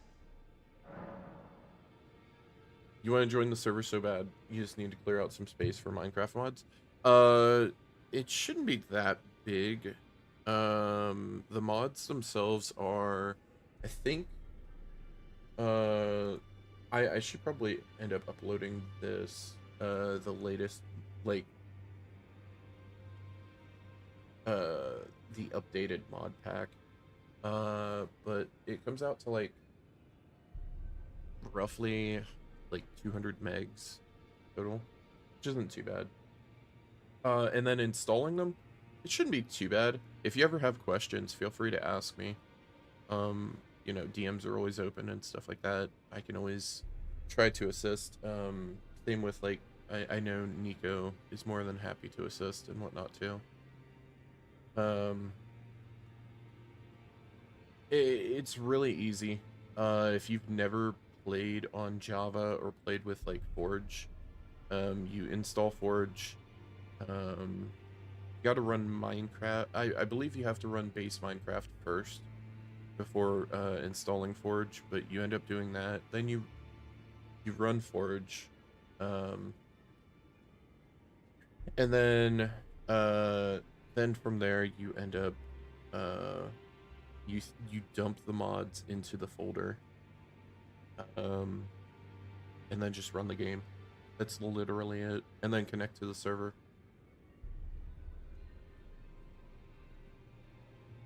I realized that a lot of us can claim massive portions of land in the server.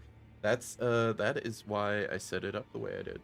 Originally, I was setting it up for 50,000 channel points for 4 extra chunks. But I thought 25,000 was a little bit more fair. Warp and exploration south.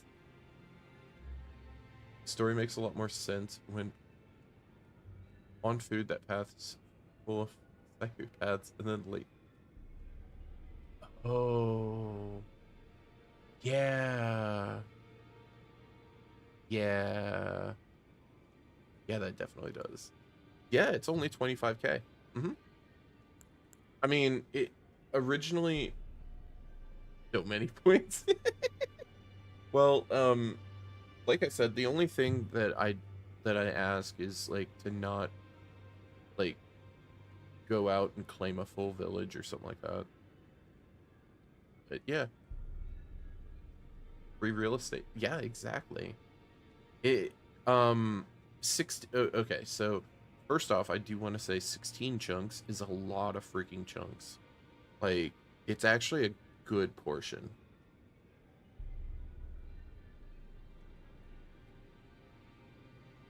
It's on foot. Oh, yeah. Oh my god, I didn't even think about that. If you end up getting warped by the one chest, actually by Patch's chest or by the other chest, if you're on foot, oh man. Wait, were you using any warps at all?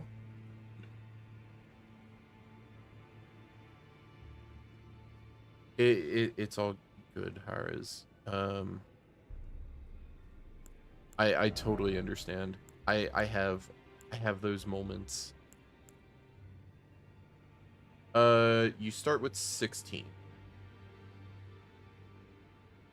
chunks, and then you get 32 if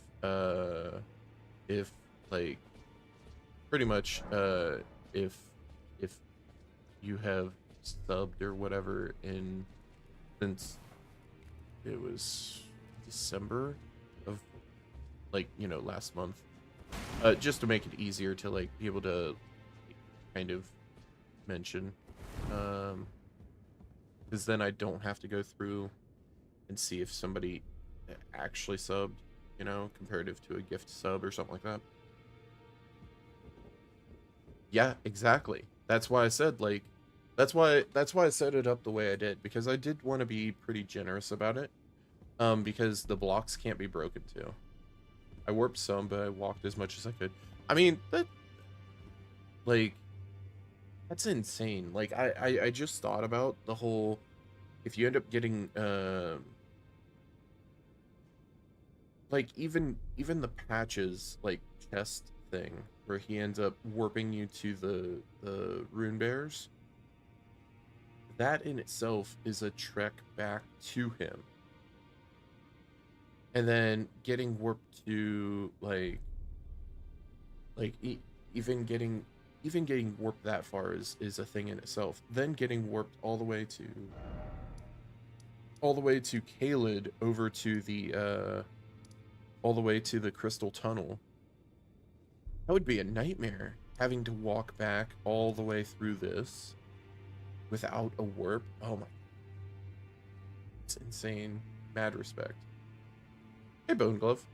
Doing pretty well. How about yourself? I hope you're doing well. Your biggest regret was horse exploring? Doing good? Good to hear. Betrayal ahead? What do you mean? I don't think there's any betrayal here. I don't any betrayal here. Just checking in before you go to bed? Okay. Yeah. I appreciate it. Hopefully, you're able to get plenty of good sleep and whatnot. Favorite thing about Minecraft servers is to sprint 10 million light years away, then claim a small portion like I'm RPing Little House on the Prairie. I mean, honestly, mood. But second part, Bunny actually, we'll have to reactivate the train, but Bunny activated set up a train that'll actually take you out west, and the train runs like automatically, and all you have to do is just get in, and just it'll take you that way, and then you can end up going wherever you want to go. Have a good night, Bone Glove. And yeah, you can, like, it goes so far. It's so cool. Like, I looked at the whole train setup, and I was like, I don't want to screw up the train. Like, I don't. That reminds me. Let me message about that. Otherwise, I'll forget.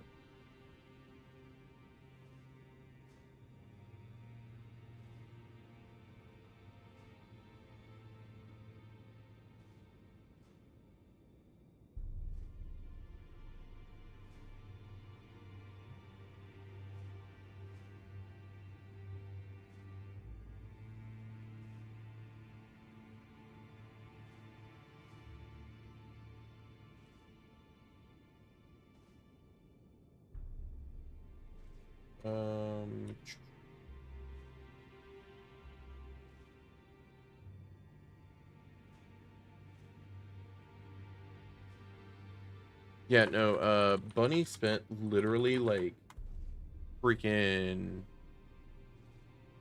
like, a week or two building this whole thing. Oh my god, it's nuts. It's just not beating the autism allegation. I feel it. I feel it. Like, I sit there. Okay. I have built my house, right? I built the house, and then I'm like, oh, I'm going to fix the outside of the house, and instead of having cherry blossom tree planks for the outside, I'm going to change that to bricks, and then I'm going to change something. I'm going to use cherry blossom on the inside. And I was like doing a bunch of stuff, What do you need? I have little time to spare. Sup, friend. And I've been changing out the blocks like slowly because I have to go either gather the clay, which I haven't found any more deposits of, or there's a trader, because I ended up setting up villagers back at spawn that you can trade with. So you at least have something to start with, and it becomes like you can set up your own stuff in your own area if you want, but like that at least gives you something in general that you can work with, like an enchanting table and stuff like that. And oh my gosh, like my brain has just been like, oh, I want to do this and I want to do this way, and like I'm not doing things through creative for like my house. And then now my most recent has been like I'm building like a full underground setup for auto gathering stuff for me. Like it's, especially with create, the create lets you like make anything and everything. It's wild. Are you grieved at the notion you are but a visitant here? Then you would do well to remember the first words of grace given to you. Stand before the Elden Ring and become the Elden Lord. If those words held any meaning to you, follow the guidance of grace. Lay low the shard bearers and claim for yourself a great rune. Do so, and the doors to the Round Table's inner chamber will open, and you will receive the wisdom of the Two Fingers. Okay. There's also theme runs, not speed runs, but going for something specific. Yeah. That kind of reminds me of like, Baz was talking about it earlier, about like, kind of like, in ways like some runs could be like RP runs where you go as like a carrion knight or something like that. So you limit yourself to like what weapons and what type of like build and things that you can use. Minecraft was fun. You made some basic shapes. Minecraft, after slapping the mods that we have in the Minecraft server, oh my goodness, like there's just so much. Is there anything I want here? Mace wouldn't be bad. I should increase my memory slots.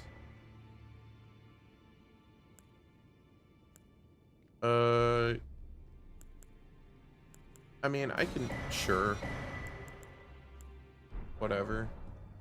Oh, I should have gotten a level up there. That was stupid. Actually, wait. I can sell stuff, can't I?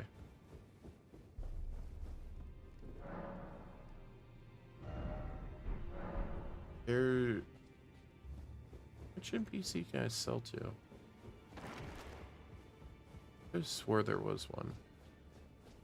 Is it the blacksmith? Back over no matter. Can. Okay. I could sell rune fragments. I mean, I don't really use them. How much do I need to get to? I should...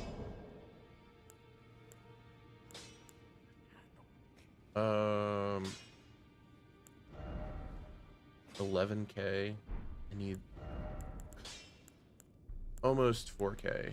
Or almost 5k, I mean. I do not have anything. Yeah, there's no way I'm doing that. Pokemon Run, which I might now call the Spirit Tuner, is beating the game like a Pokemon trainer where they do the damage and you can't. Ooh, wait.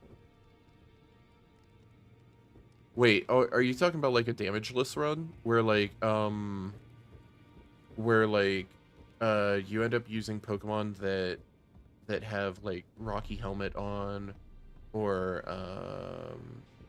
have where poison touch or something like that, where like if they end up getting hit with physical contact, they end up poisoning the opposition or something like that.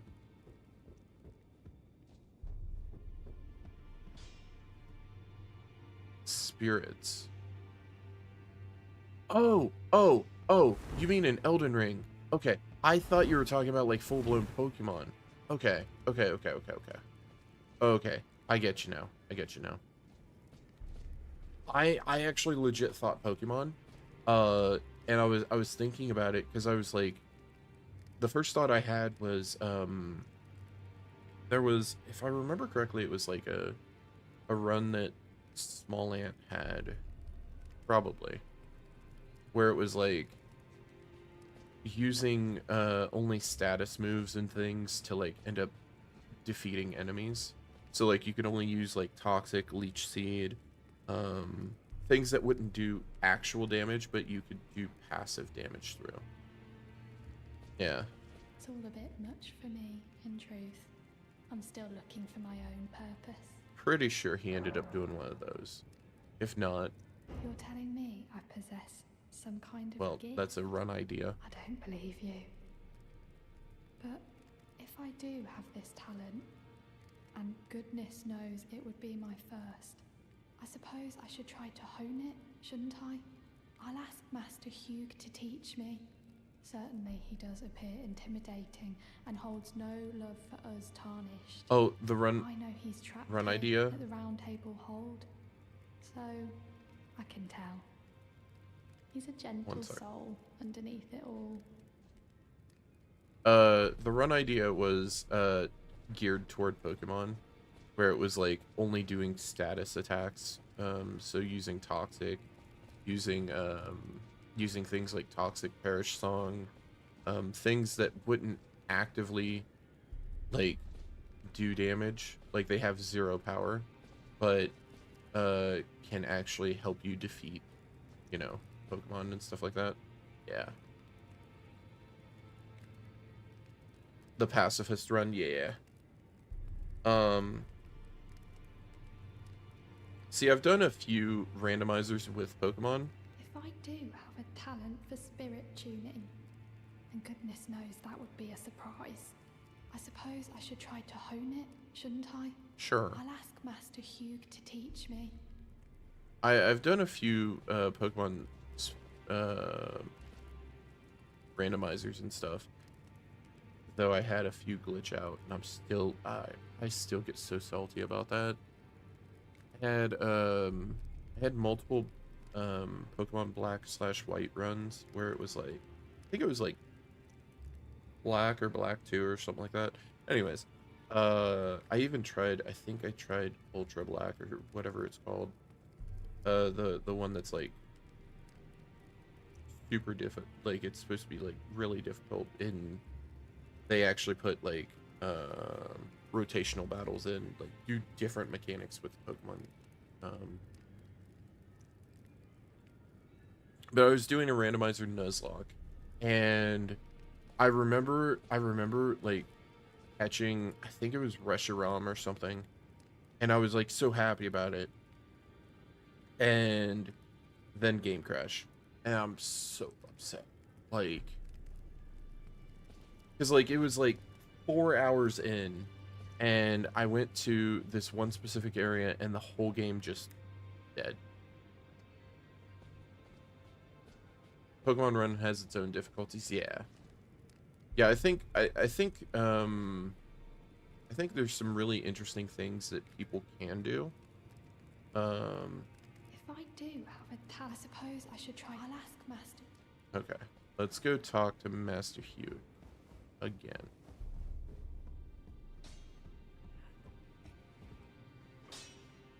The Black Knife Assassin, the one in the cave, the one that turns invisible? Yes.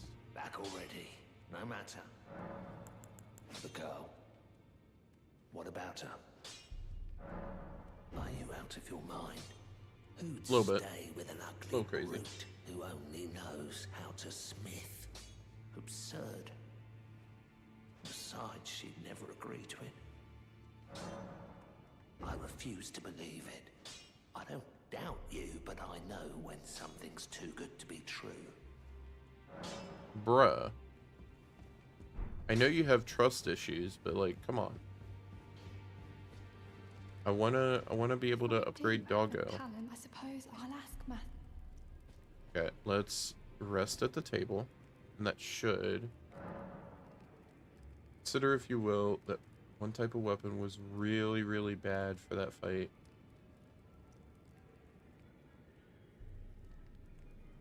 One type of weapon's really, really bad for the assassin fight. Ooh, trying to think. It'd be a melee weapon, right? I would assume.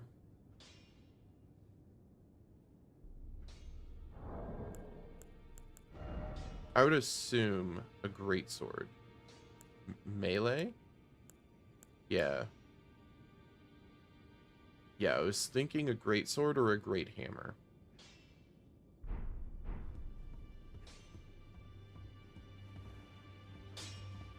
Well, Melee. where have you Like, been hiding? are you talking about like I took just you for fists? dead. No matter, it's out of your arms then. Fight's almost impossible with a torch. Really? Oh, because yes, if you don't switch weapon arts. Oh, right, because you don't.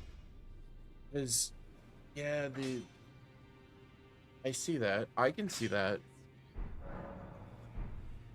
That sounds like a nightmare. Back or no matter. I can Spoke see with the that. girl. She has a gift for spirit tuning, so I told her everything I know. I'm indebted to a spirit tuner I met long ago. It was all I could do to honor her. I'm sorry I doubted you. Good. You better be sorry.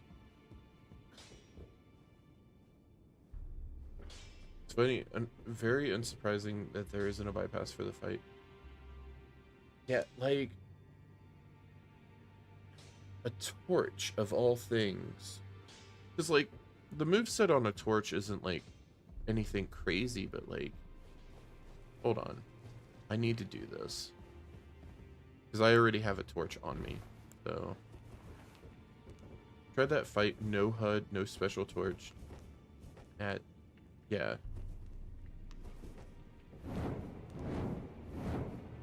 Yeah, that. Yeah, because you're having to like do something like this the whole time, probably, if I were to guess. Because there's, I don't see you getting the strike there. Probably the roll attack would probably be best, right? When in the cave by the North Valley, yeah.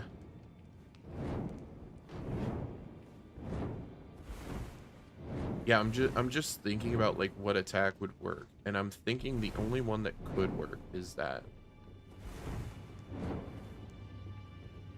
Unless, yeah, because it doesn't have anything. It just has torch attack. So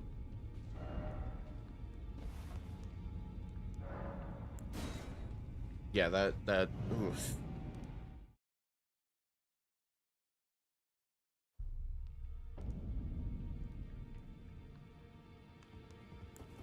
Okay, let's.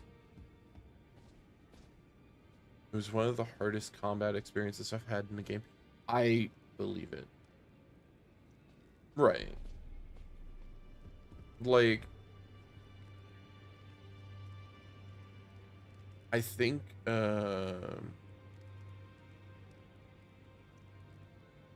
think that's the thing with games much like this or something like Monster Hunter, and it's why I talk about it like a lot with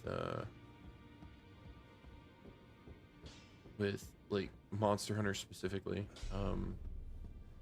I don't know. I like using different weapons, but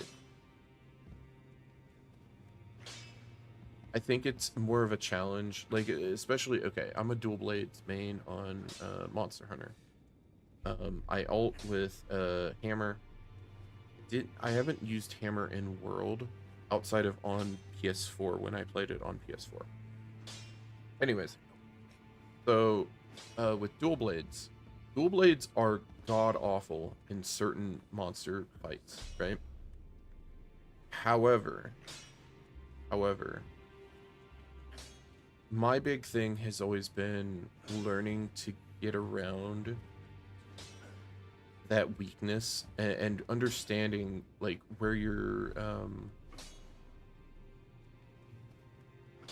issues are with said weapon and understanding it better. And I find it fun to end up doing stuff like that. Kill it with damage, but it's very uncomfortable. What you're doing makes you better. Yeah, yeah. And like I could play it smart in Monster Hunter and switch to like, you know, heavy bowgun or light bowgun depending upon like party comp or if I'm playing solo, stuff like that. But like, I don't know. I find it very fun to like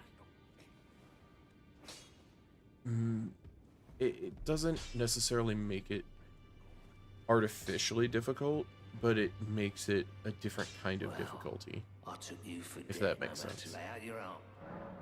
It's like if you ended up going with no magic, no fate, like you just went with whatever one weapon that you had. Like if it's whips, you're using the whip only, and that's it. No faith, no arcane, no intelligence stuff. Like unless it like fits the whip. So you're not casting spells and doing stuff like that in the meanwhile. And you're doing whips only, or you're doing only the like fist run that I was doing on Dark Souls 2. Like stuff like that is like a lot of fun. People craft their own runs and end it when they feel it's reasonably random. Yeah, exactly. And I find that I find that respectable. Because I think there's also a certain point where the game kind of loses that ability to. I have you to thank, don't I? Oh, whoops. For persuading Master Hugh, I can happily announce that he has taught me the noble toil of spirit tuning. I'm as yet unsure of what I might be able to accomplish. But if I might be able to help you all, I'd certainly like to try. And if there's any chance to ease the suffering of my dear men who were grafted, well, I certainly must try. Roderica, the Spirit Tune Apprentice. Pleased to make your acquaintance. But yeah, like I was talking about with like games over the last few days, the moment something becomes not fun or not as enjoyable, I mean, especially in runs where it's like a challenge run or something like that, it is 100% reasonable to be like, okay, I'm going to call it here because I'm legitimately like not enjoying this at this point. It was fun up to this point, but I think I'm going to like, you know, yeah. Really want to archive my save files, but it's on PS4 and I have save states on different USBs. Yeah. I totally get that.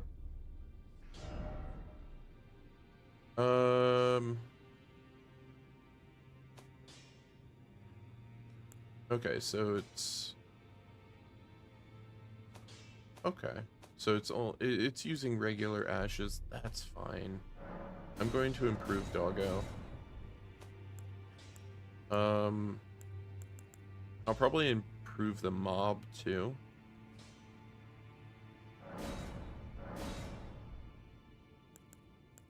Just because it kind of makes sense. But yeah, no. I think that's like the biggest thing for me with video games in general. Is for people to have fun with them. Always been a thing. Like, I see so many people that you can tell that they're not enjoying or passionate about something, and you're just like, man, just don't. Just go play something that you really want to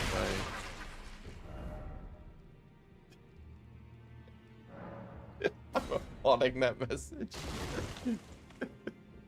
Because jumping right there just blows everything up. That's actually good. Do I have any? No. I probably should buy that one. I was hoping that, what's her face was down here. But she's not. I don't know when she actually ends up spawning in.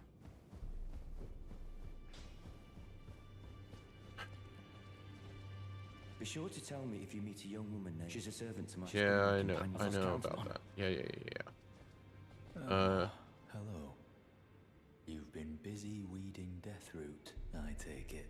Yeah. I thank you, as your brother in arms. So what can I do for you? What does my map look like? Hold on one sec. Okay. Map currently looks as so. I know I'm missing some stuff, but like on the map. Oh. Wait, are you talking about like are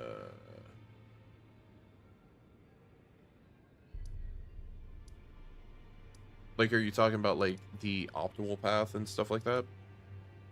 Because like right now, my plan is to start going through Stormveil. And then we're going to go up here, go to Rhea Lucaria, end up doing Rhea Lucaria stuff, and then we'll probably end up going back to Caelid. That's probably the idea. Because I know that difficulty-wise, like, that's generally the idea. I should get up here, and I should get that grace point at some point. But, yeah, I don't know. I still got so much to explore. And I know I have so many points in here that I haven't done. Like, there's the one boss here that ends up summoning ads. There's the one that's right here, I believe, or like right here. I still have to go up here, and I have to talk to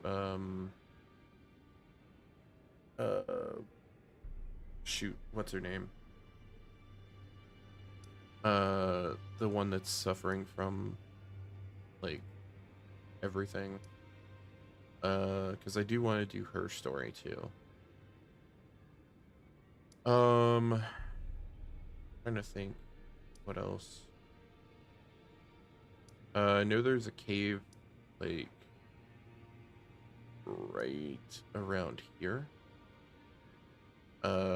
Where I think that's where you end up getting the moon veil. Is it? Oh, it's right here. It exits out like right here, and you end up getting the moon veil. Yeah, Melina. Yeah. But yeah.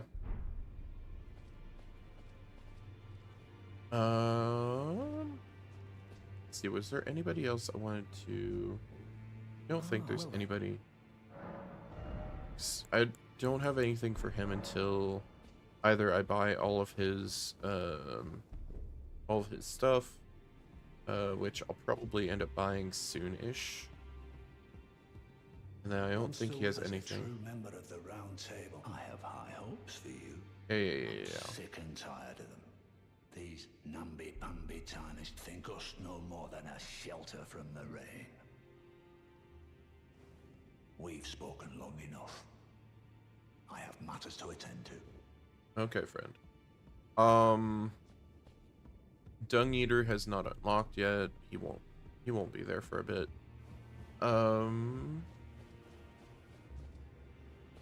Yeah. I think we're good to go on from Stormveil. Go in. The whole thing with not Horalu, the daughter. What's her name? Hold on.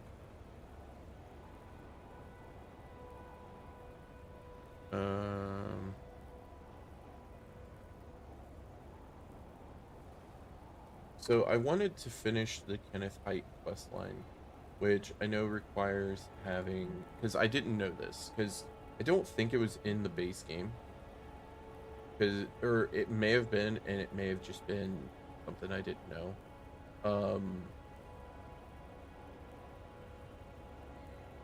So I have to, oh, Nefeli is before Godric, isn't it?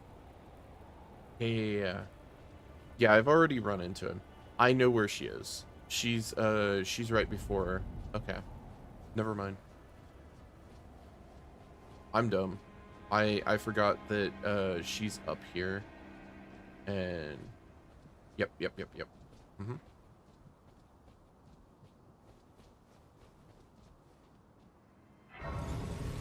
I literally forgot that one bit of info.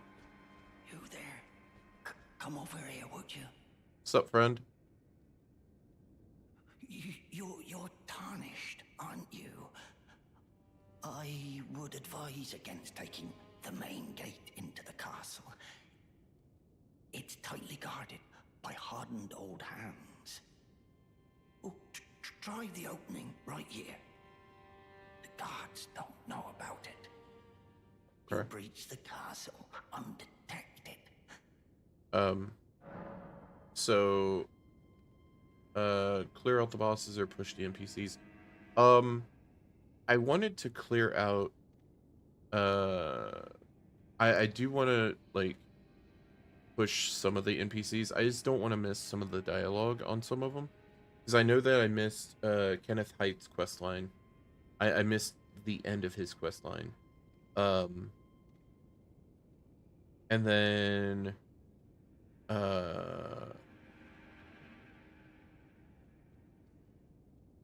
I know that I also wanted to do the whole frenzied finger questline. That was the original point that I was going with gameplay wise. So you just discovered a new path. Oh, you know what, I'm going to open the main gate, I think. I know he's going to be pissed. Fair enough. You certainly don't have to trust me. Well, if you must go through the gates, I'll signal them to open. At least open but of course, I'd advise against it. Thank you. Use that. Oh, the guards haven't a clue about it. You'll slip right inside undetected. I use the main gate. When you approach, it's only your neck on the line after all. Okay. Let me go and sit.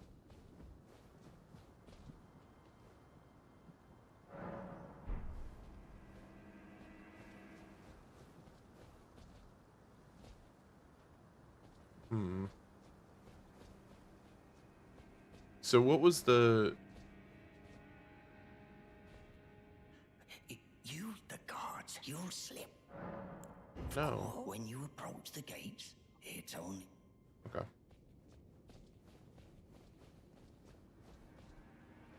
The gates! Open the gates! Okay, cool.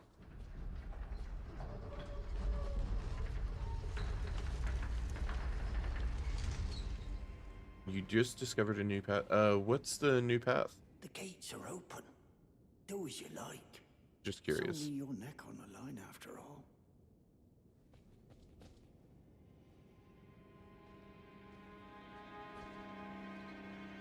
The lady as the northern warp. Which lady?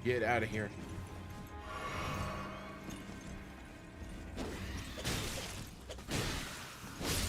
Okay. Okay, we're good. We're good. We're good.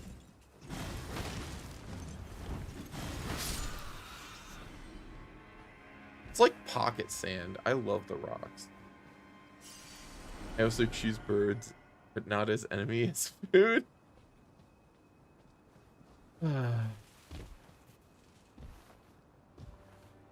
I just wanted my souls back. Or, well, my runes. Whatever you want to call them. I just can't remember item spawn locations for the most part. With Elden Ring, all I got was stupid bolts. With Elden Ring, like, item locations, outside of a few, I've completely forgotten because of randomizers and stuff. Like, I know general locations of spawns of items, but, like, specific item locations, I'm just like, duh, what?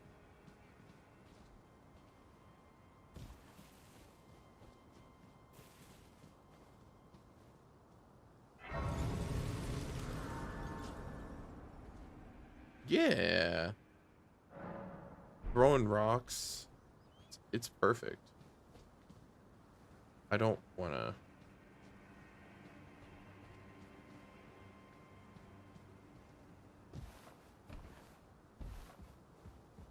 I mean, maybe. Maybe a smidgen. Wait, okay, hold on. I need 11k for level... What?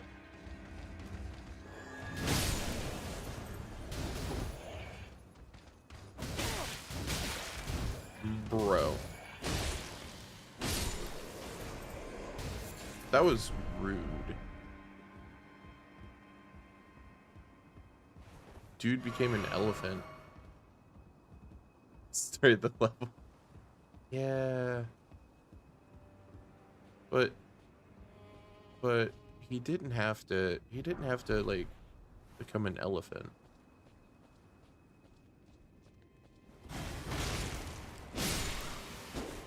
Okay, I'll just, yeah, I'll do this simple thing. I am probably, hate this part, I hate this part, I hate this part. Yeah. Man.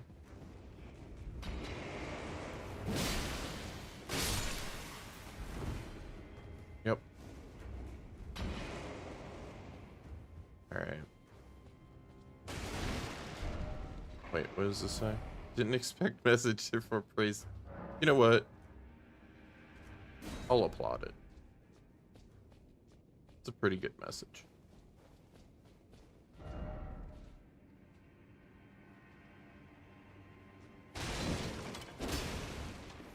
No.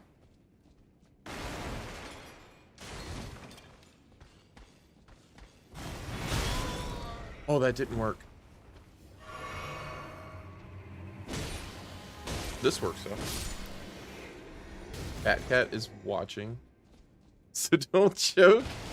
Oh, that's way too much pressure. How has Batcat been, by the way? Claws are so cool though.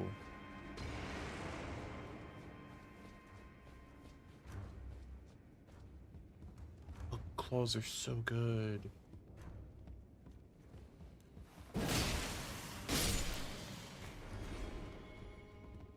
Very bat, many cat. I mean, as expected. Throwing daggers. Need a key for this. Which I think I get up here. I think there was one item I remember being extremely confused about.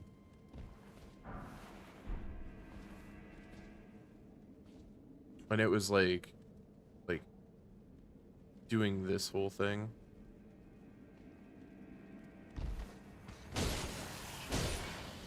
Bye.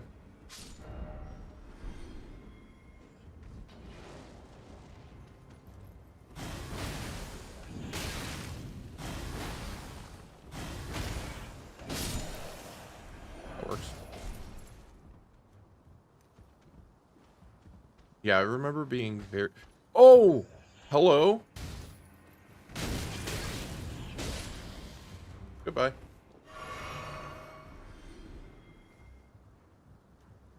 Yeah, I remember being very, very, very confused about the, like, holes in the wall thing.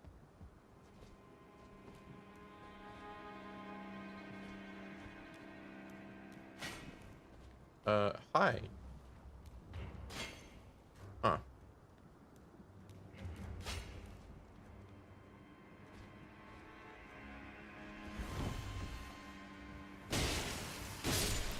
Okay.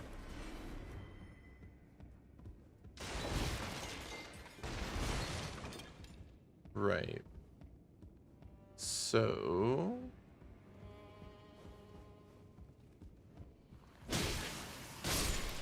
Don't go in that room just yet.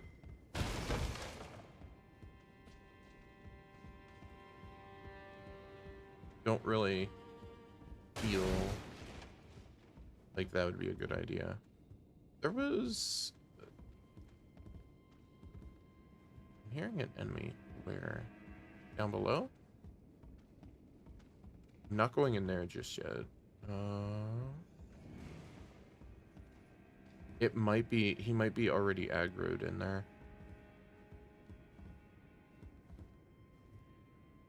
Look around the outside again. Hold on one sec.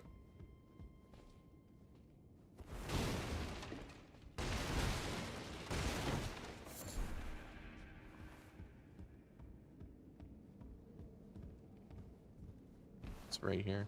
Yeah.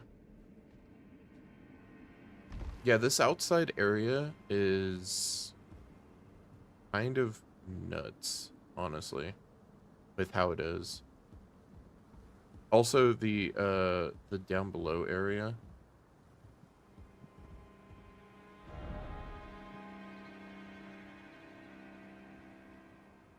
I know about the jump. I don't. I don't want. I don't even want to attempt that. Also, if I were to do it, I just drop from here. If I were, you know what? I could. Often hard to see the items and secrets with the online messages, but there are different spots. Yeah. Okay. Yeah, because this ends up just taking you back to the beginning of the level, which I think is kind of cool, I guess. It's a nice little, like, loop. It's also, in ways, it's kind of difficult to see some of the stuff because, you know, lighting and whatnot. Which is always why I try to carry a torch. Because I know, especially, like, with encoding and stuff for stream, it can become kind of,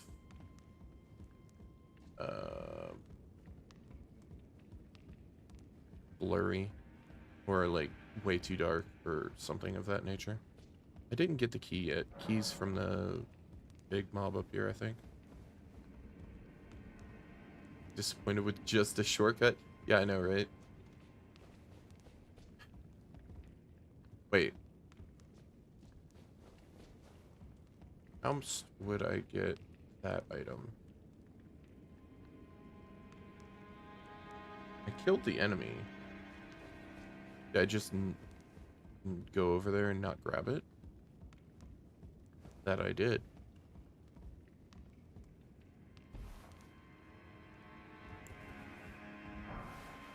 Gold rune.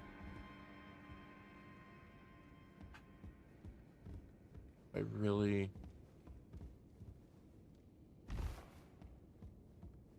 Do I really, really, really want to fight that guy? Yeah, I guess I do. Kind of. I think I want to get the grace point beforehand, though. I think I want to, like, at least touch the grace point. And then... Or wait, do I have to kill him to go... No, I don't.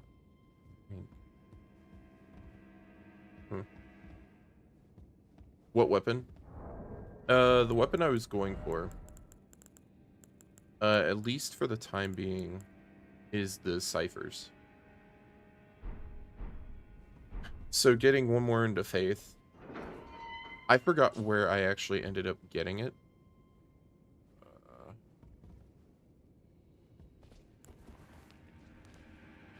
Alright, where the heck is he? Oh.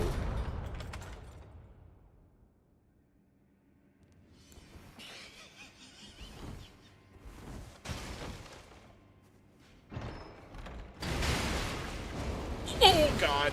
Okay. Yep. Yep. Rusty key. Yep. Locked by some caption. Okay.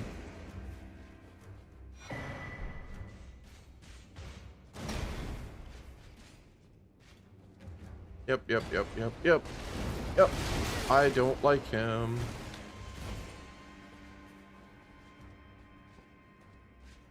Okay.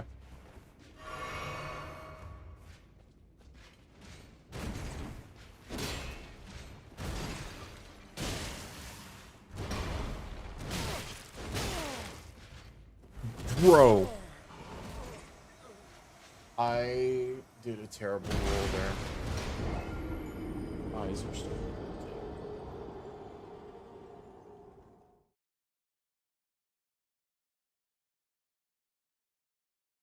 Oh yeah, that room is fantastic. I absolutely love when there's an area you go to. Bruh. Oh no. Oh, I'm getting wombo combo. Oh, that's not good. Okay. I absolutely love a room where you end up going in and it's like, oh, hey, there's like a pool of blood here. Everything's going to mess you up. Yeah, I figured fists would be kind of fun. I'm not doing fist only like I did with DS2, where I was only using I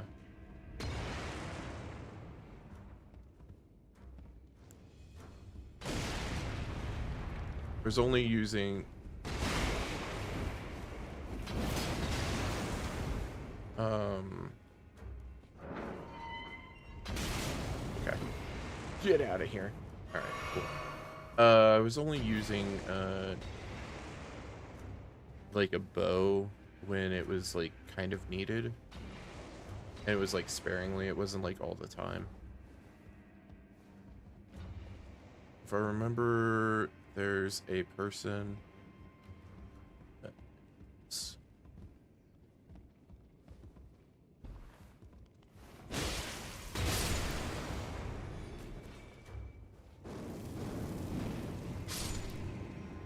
there we go.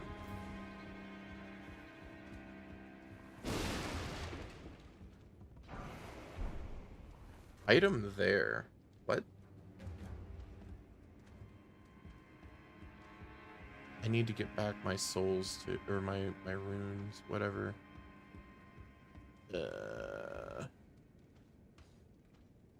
gonna hate that. Just unsightly message. Honestly, it's not everybody's cup of tea, but I love seeing the messages. The messages make a very tense situation a little bit more lighthearted, which I do appreciate. Okay. So if I grab my souls, there we go. Can at least do that. I can come back for him.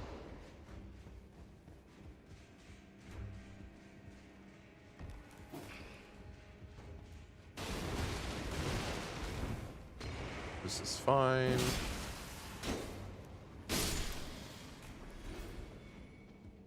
I still cannot believe that Zen ended up doing first run of Elden Ring like fresh out of the box. do a shield run. That, because like I knew he was there too. Um, I would normally like practice something before doing something like a challenge run such as that. Here's nah. I'm just like, or like how you've talked about no HUD runs and stuff like that. Like that would be one of those where, like, no HUD, I think you can kind of get used to a little bit, but like weapon specific or something like that, I definitely prefer to practice first. I'm getting the grace point. I'm rushing it.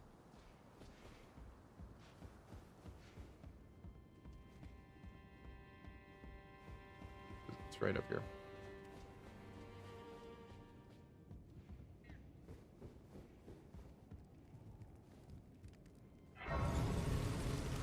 Doing a weapon run on a blind run. Yeah, right? Like, that in itself just blows my mind.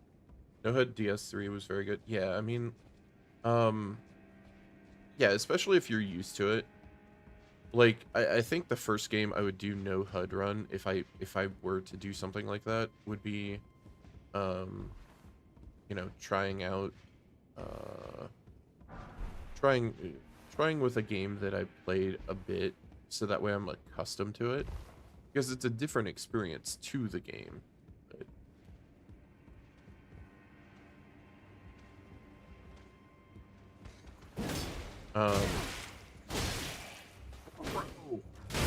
get out of here.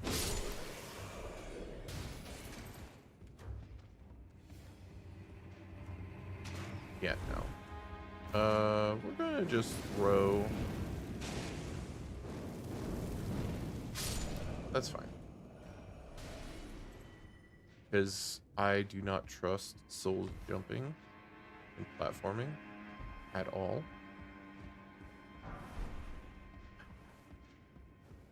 It always makes me nervous when it's like, oh, hey, jump from point A to point B. Even if it's like across a simple, like, thing like this. Because I still have PTSD from, like, freaking Dark Souls 1. Going through, not even Sen's Fortress. Sen's Fortress was not a problem. Or it wasn't as much of a problem as it was with, going to Seath.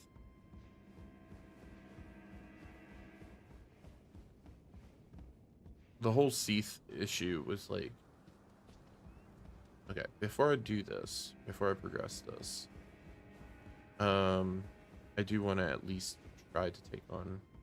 Hey, Vol, how goes it? I hope you're doing well. Are you feeling better, by the way?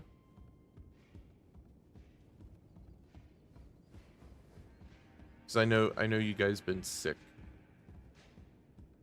and hopefully feeling better. That's shortcut. You know what? I'll attempt taking out what's his face down there. Not sick anymore. Good, very good. I'm glad to hear. How close are we? We're at 64 of 11. I have, that's like, what, 800 runes or something like that. You know what? I'll give this guy.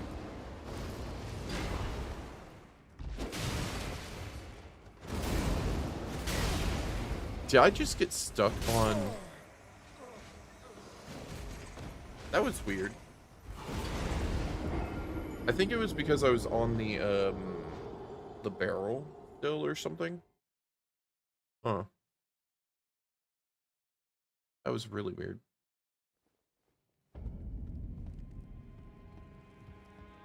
This Watchers changed my whole outlook on these games. Yeah, I can only imagine.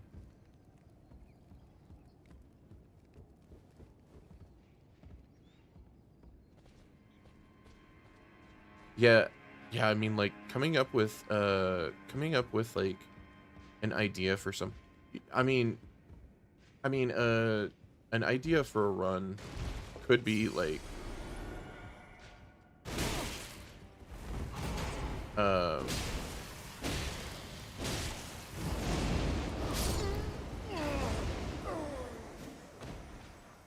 an idea for a run could be only using the base items, like using only the starting items for a run. That could be a challenge in itself. Especially if you're doing like because you can't really do an intelligence build or something like that. Because like, you know, not slapping additional spells in and stuff, you know, just things of that nature.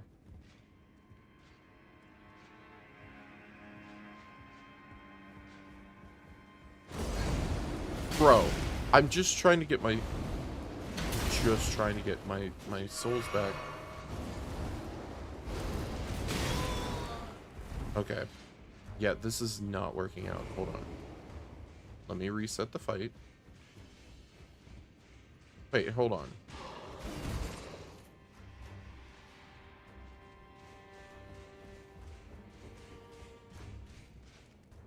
Didn't I have 6,000 souls? Wait, do you actually lose souls on death? Or some souls?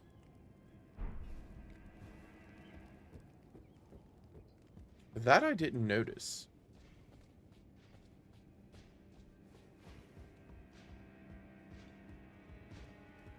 Huh.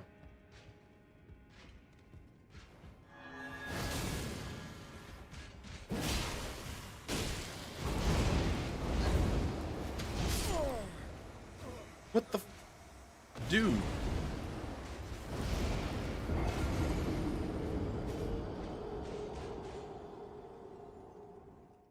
Now I remember why I dislike those guys. The AoE is what really gets me for them. I'm curious about that now.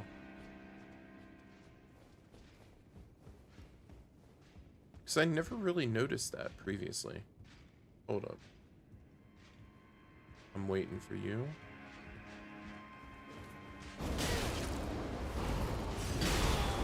Yeah, you end up losing souls. Huh. That I did not know.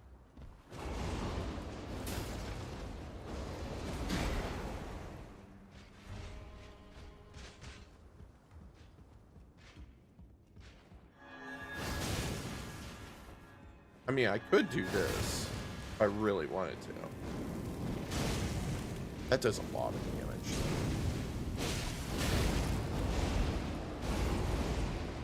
I mean, I'm not opposed to that. Might be a special enemy in the area that steals some souls when you die. It's like a vague memory, but I never played this game. Oh. Oh. Huh. Well, that's annoying. Because I was all like, oh, yeah, hey, you know, we can end up getting to, like, a level up. And, yeah.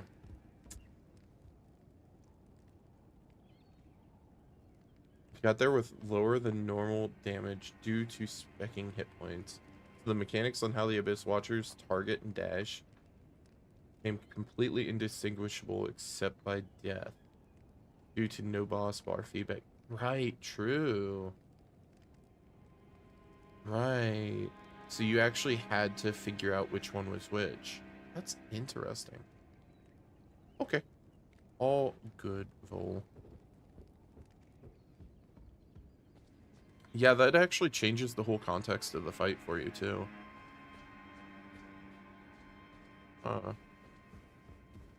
That's actually, like, moderately annoying. I'm gonna just go this way. I'm gonna clear out this top part, and I think, especially because my eyes are starting to get a little sore, I might call it.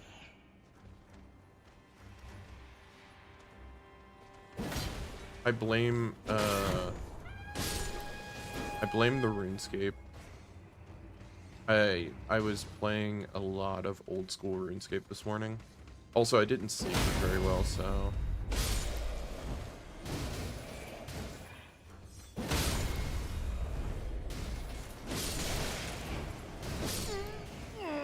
Bro, you are a butthole. I'm not happy about that one.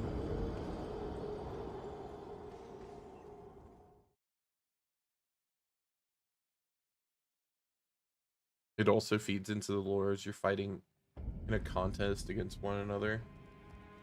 Be in the Legion itself. Yeah, I mean, that does make sense. Oh, I shouldn't go up there. I want to clear up top, is what I wanted. I'm not going to...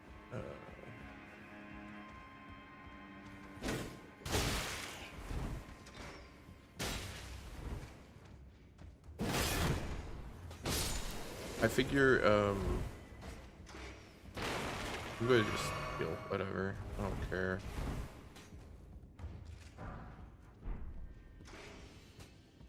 You know, the Exile armor's actually really nice looking. I really like...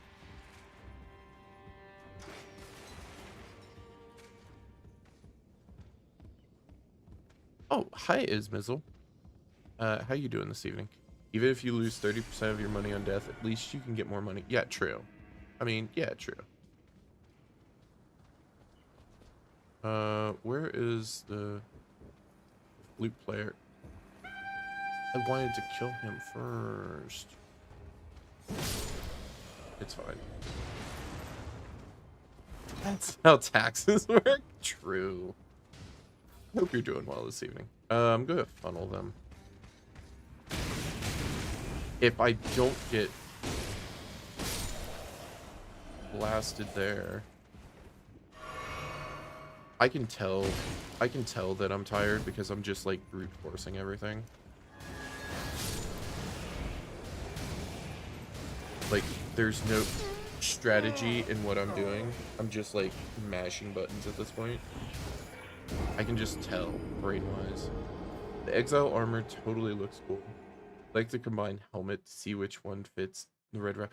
Yeah. I love Fashion Souls is like one of my favorite bits.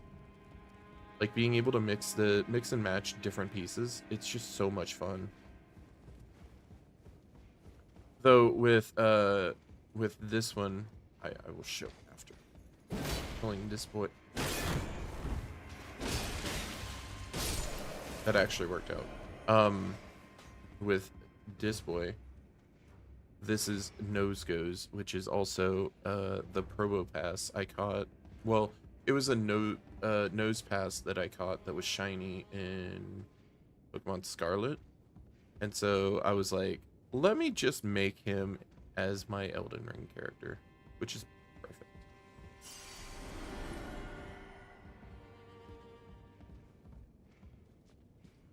I'm gonna just murderize him. That's fine.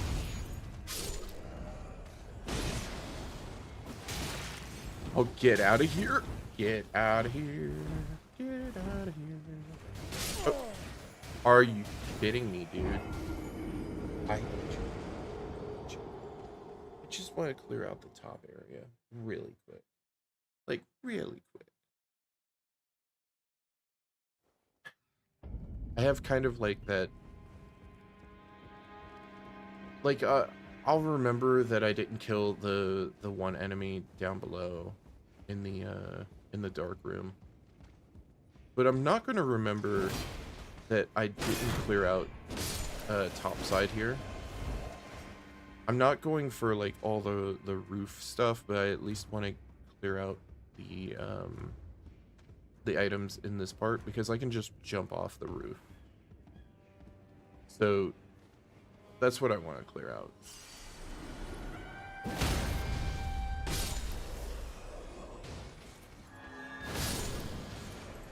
Okay.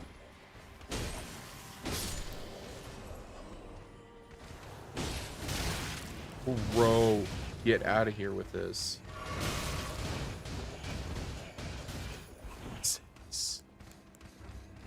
We're swapping. Pocket sand. same speed weapon. That's what it is. That's why I'm getting screwed up.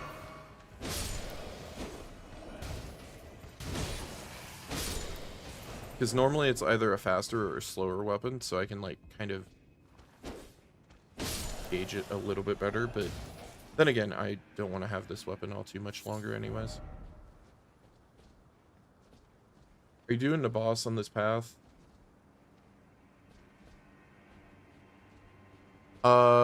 I'm going to be doing like, I'm just going to be cleaning up like this part right here. I just wanted to see what items were up here. I mean, I guess I could go, since that was actually like pretty much a letdown for me. I could probably end up doing, should I do the roof jumping? Yeah, I guess so. Why not?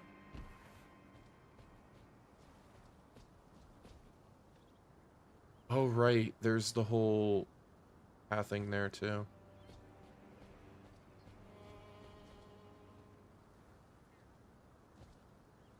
Because, yeah, you end up having this. Oh, yeah, it ends up... Wait. I don't want to go down there. Let's actually go to this one over here.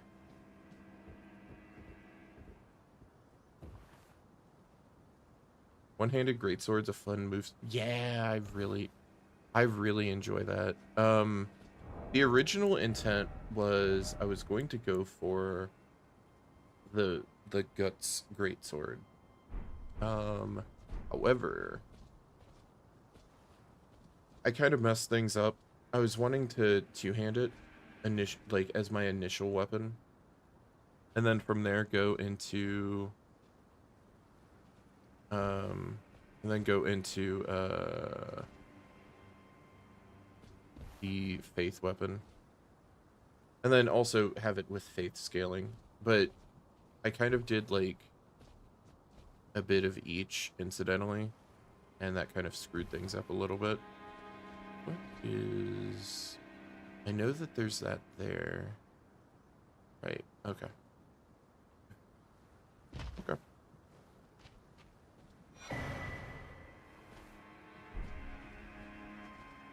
Yeah, I love the weapon variety of... Be wary of down. Why should I be wary of down? I mean, I was already doing that anyways.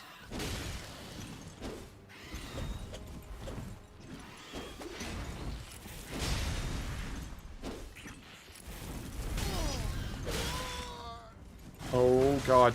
Nope. Nope, nope, nope, nope, nope.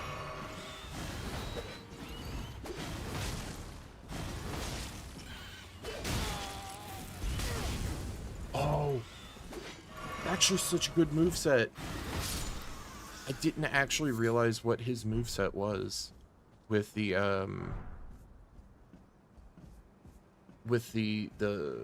like fire muzzle.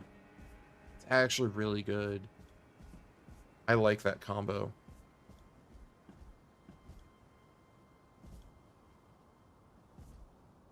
What I like about Sacred Blaze, you can use it on ultras, like sweet. Yeah, yeah.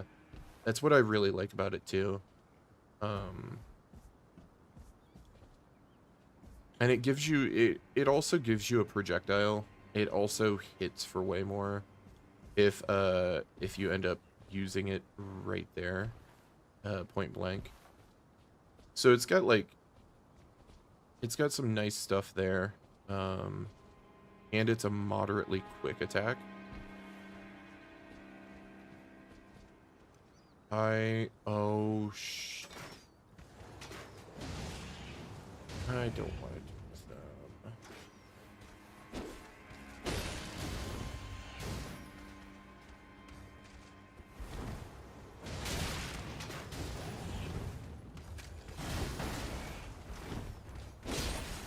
Kill him. Get him out. Okay. Cool.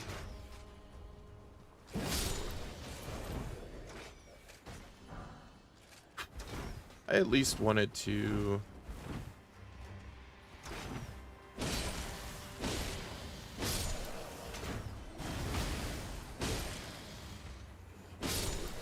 clear out some of this. Flaming Strike, which isn't as quick but does a lot of damage. You can't use it nearly as much as say, yeah. I personally really like I really like how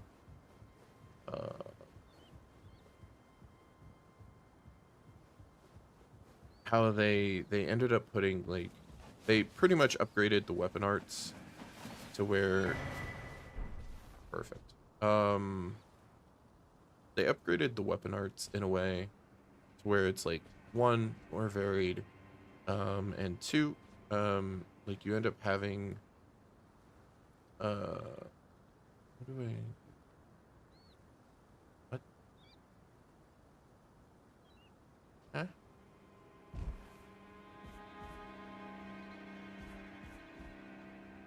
That's a curious one. Do I want to go down there? I'm not going down there. So I want to go down here. I'm also going to go to full health, just to be safe.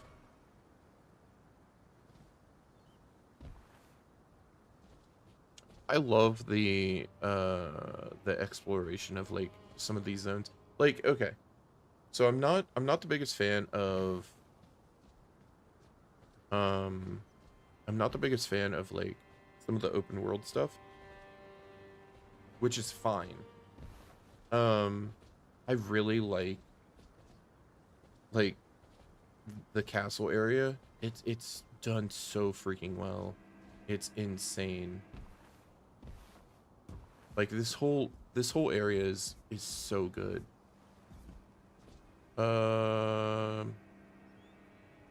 Man, but then that aggro's him.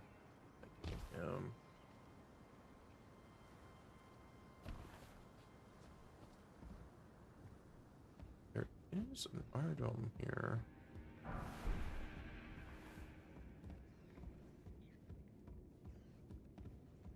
Okay.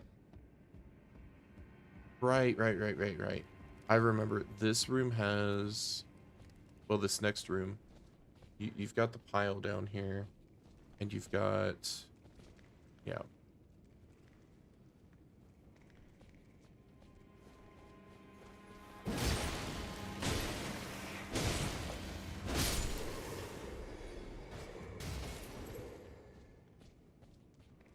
It's a dungeon, not a lobby. Yeah, I mean, like, I don't know. I appreciate how many layers there are to everything. It's not just a path.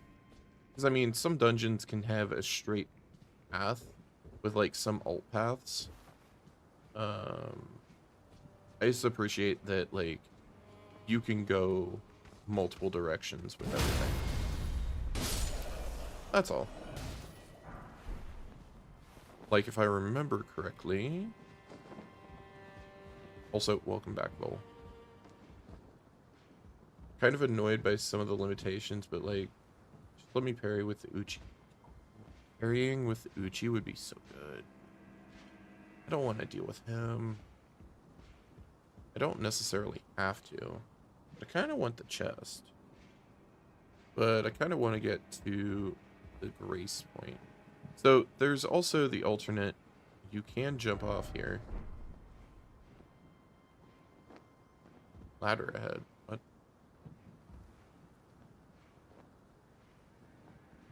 Oh, is it referring to... Yeah, because you can skip... Yep. Yep.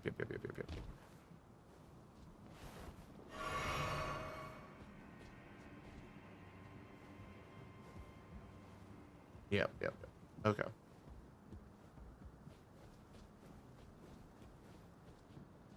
Run on the rooftops.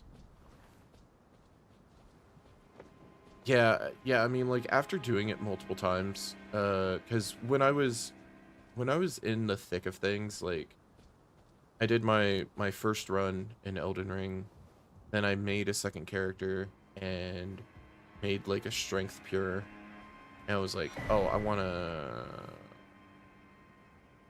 not.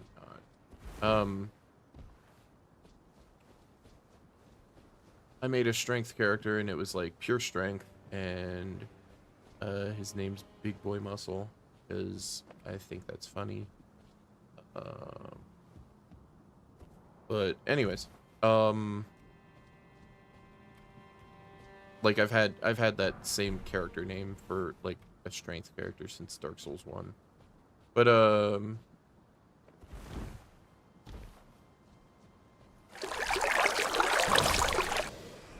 thank you for the hydrate. But I don't know. It's one of those things where like I went through this like I went through it 3 separate times, because I went through with a friend of mine, and then he quit after a little bit of playing Elden Ring for some reason. And then my 4th character, I ended up doing the wrong warp, because I wanted to try that out after I saw, like, I thought it looked really cool.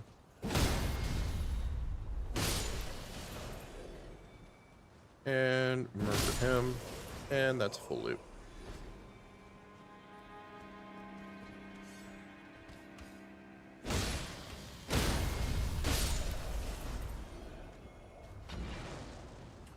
Oh, right. There's also a thing I don't want to fight in here. I don't have...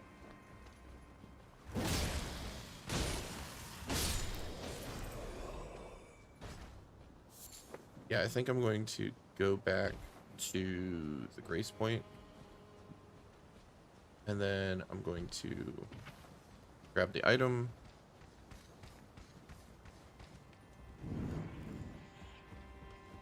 Yep, give me that one. Yeah, suck it, nerd. I touched the Grace Point.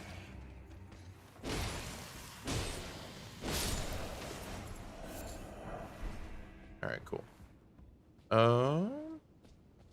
Right, the gate's already open. Is there anything over here? Yes. Cool. And sit, and good. PS1, the first time player could explore blindly in many different directions and pathings. Yeah, like, I love how everything's interconnected. And I think multiple layers and multiple pathings on an area naturally just make it feel better and more alive. A really good example of a game I recently played, and if you haven't, I heavily recommend. I've said this, and I will say this every time I talk about it. Liza P. Liza P is so freaking good. I cannot like say how much I enjoyed playing that. That game is just, it's something else. I love the variety and stuff with it too. And it's not like you can see the inspiration of things, but like it's its own thing, and it's actually really well made. You didn't like Liza P? Why didn't you like Liza P? I'm curious. Was it story, or was it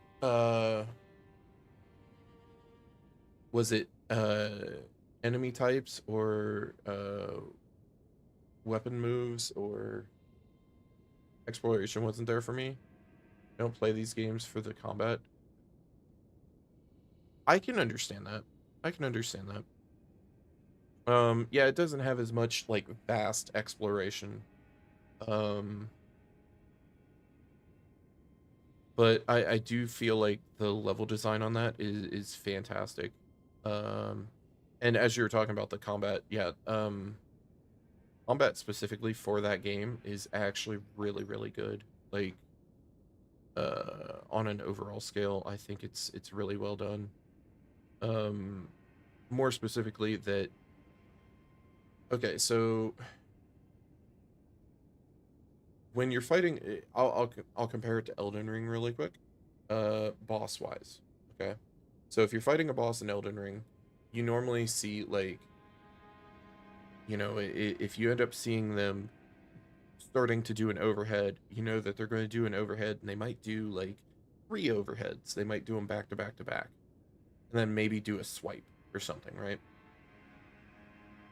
And sometimes they have a little bit of they have some variables where, like, if you're out of range, it'll stop the combo and it'll start a new one. Or like, you know, maybe it'll have a second string into it. There was one boss I remember fighting in Liza P where I swear the boss had like 25 or 30 different moves that it actually strung together naturally. And it was just it was insane to like experience, I guess. Oh, there was also like no HUD for, yeah, the no HUD, yeah. I would assume you could mod that probably though. That's why DS1's your favorite, because of all the mind blown moments when you circle back to Firelink yet again. Well, see, here's the thing with Liza P, it has where you can and you do circle back to everything. Like everything intertwines into itself. But it doesn't have, like, it has a lot of nooks and crannies and stuff that you can miss. But it doesn't have like 12 layers on top of each other kind of exploration. Like, as an example with going back to Elden Ring, how you have the zone has like 12 different layers here. It doesn't have something like that. It might have like 4 or 5, maybe 6, but it doesn't have as many intricate layers as like further dungeon design. So yeah, I mean, I think it's a great Souls-like game. And I really hope that they actually make a second one. Apparently they do have like either DLC or a second one coming. I'm very intrigued by it. But yeah, I mean, like,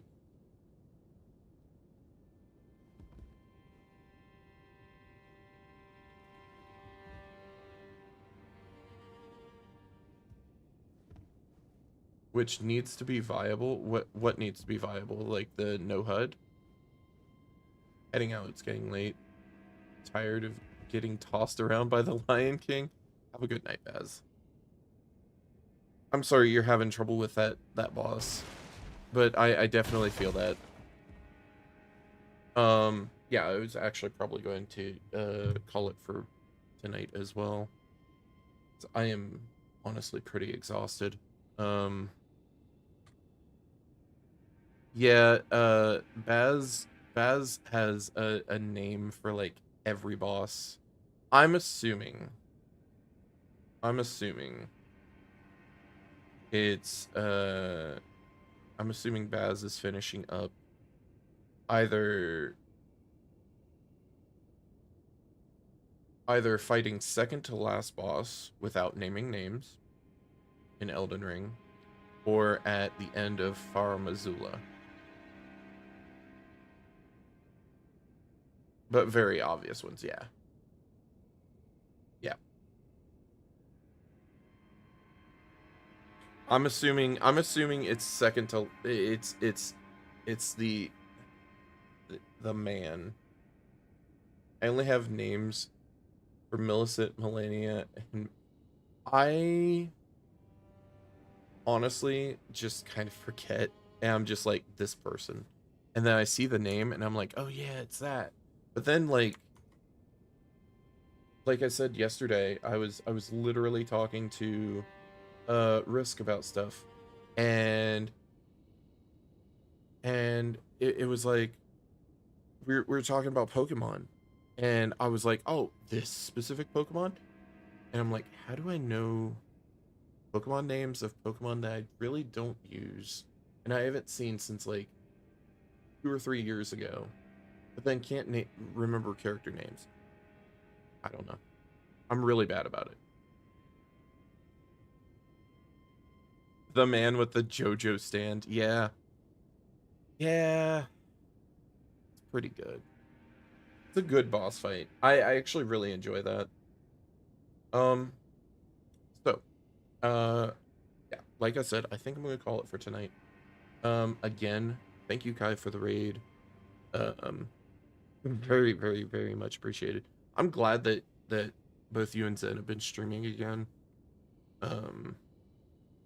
It's always good to pop in and, like, you know, at least be like howdy do while I'm doing stuff, and kind of vibe out when I can vibe out. You know, yeah, always appreciated. Um, Also, thank you everybody for sticking around. Whether you popped in, said hi, or stuck around the whole time. All of it's very much appreciated. Um, and yeah. I will be streaming again. Let's see, Saturday? Yeah, because it is technically currently Friday. I'll be doing Dragon's Dogma. I'll be starting that. I think I saw trailers way back of Dragon's Dogma, and then I heard, I want to say it was like, um, it was probably a mix of people, but the one I remember, I believe, was Pat from Two Best Friends, or Angriest Pat, whatever you want to say, because I mean, Two Best Friends hasn't been around for a while.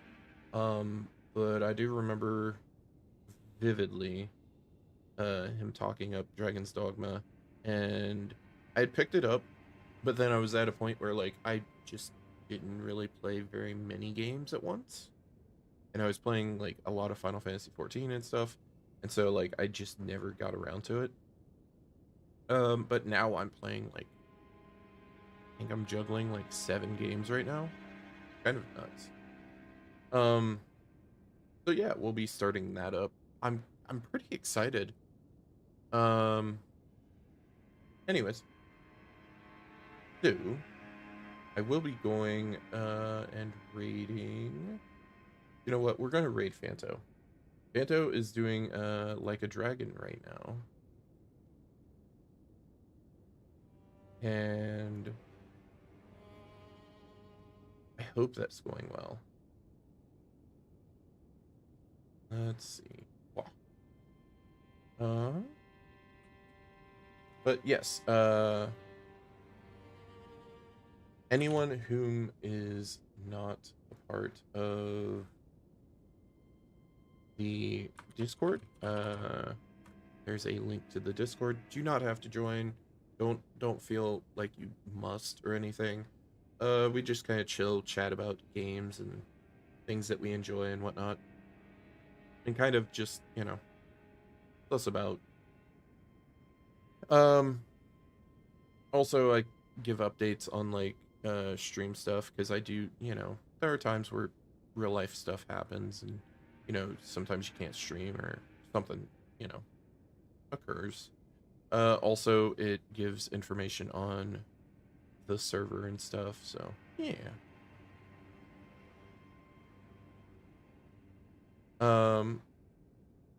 But from there, for anybody that does not have the emotes, there it is. And then for those that do, as I always try to say, spread the love. Try to, generally be, I don't say to force yourself to be positive, because there's toxic positivity, and that's not good. But, like, just generally being a positive influence to others is always great. Always a heavy recommendation when able.